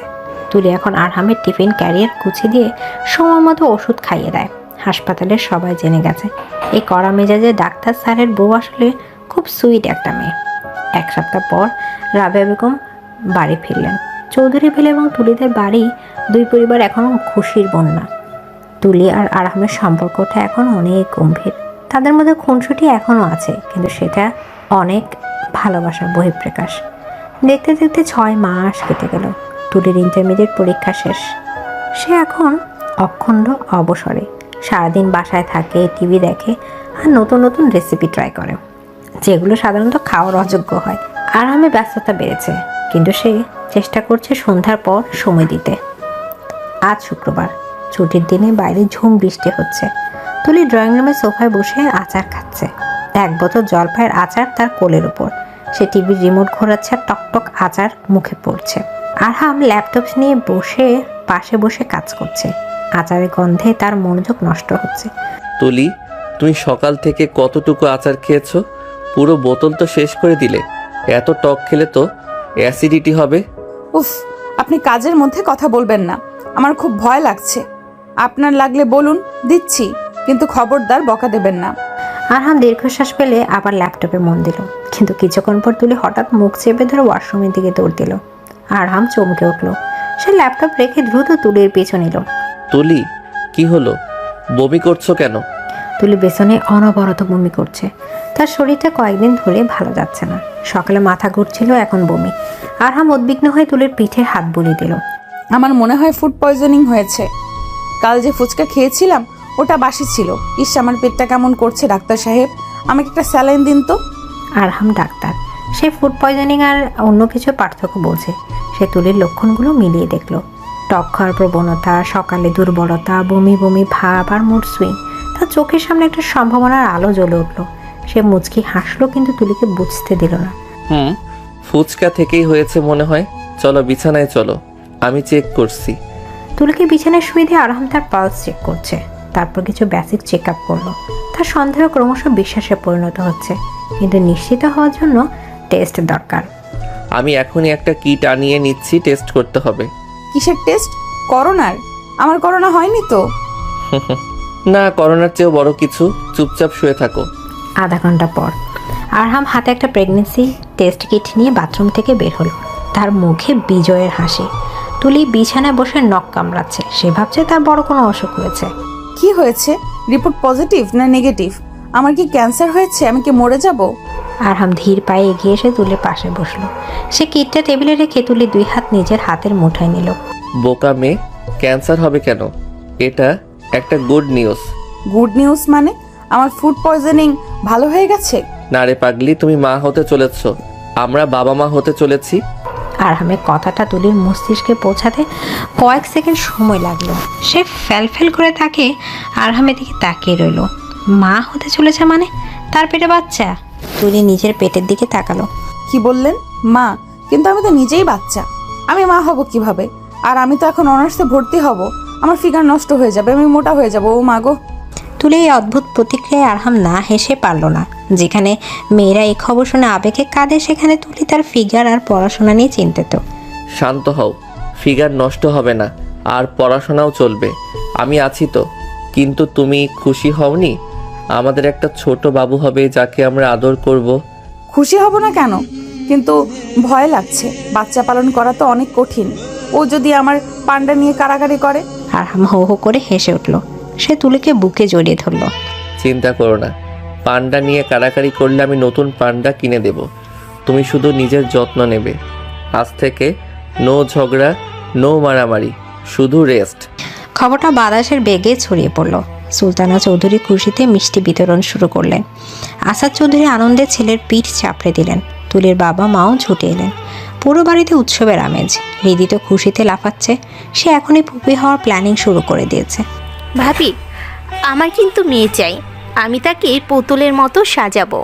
না, ছেলে হবে। ছেলে হলে আমি তাকে ক্রিকেট খেলা শেখাবো। তোমার ভাইয়ার মতো বোরিং ডাক্তার বানাবো না। ও হ্যালো, ডাক্তাররা বোরিং হয় না। আর আমার ছেলে বা মেয়ে যেই হোক, সে কার্ডিওলজিস্ট হবে, এটা ফাইনাল। এভাবেই ঝগড়া আর ভালোবাসার মধ্য দিয়ে সময় কাটতে লাগলো।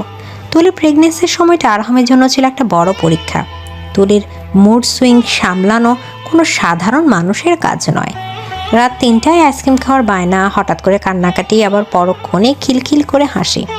আরহাম সব কিছু ধৈর্য ধরে সামলেছে। সে হাসপাতাল থেকে তাড়াতাড়ি ফিরে আসতো, তুলিকে নিজ হাতে খাইয়ে দিত, রাতে গল্প শোনাতো। 9 মাস পর চৌধুরী বিলার সবাই হসপিটালে। অপারেশনের থিয়েটারের বাইরে আরহাম পায়চারি করছে। আছে ডাক্তার হিসেবে নয়, একজন স্বামী এবং হবু বাবা হিসেবে টেনশনে আছে। ডাক্তার নিহাল তাকে অভয় দিয়েছে। আরে দোস্ত, টেনশন করিস না, ভাবি ঠিক আছে। তুই তো নিজেই কত ডেলিভারি কেস হ্যান্ডেল করেছিস। নিজের বউয়ের বেলা ডাক্তার থাকা যায় না রে, বুক কাঁপছে। এমন সময় নার্স বেরিয়ে এসে সুখবর দিল।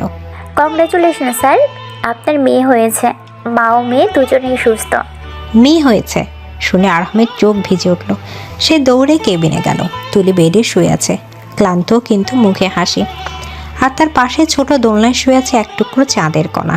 গোলাপি তোয়ালেতে ঘোরানো বাচ্চাটা হাত পা নাড়ছে। আরহাম ধীর পায়ে এগিয়ে গেল। সে কাঁপা কাঁপা হাতে মেয়েকে কোলে তুলে নিল।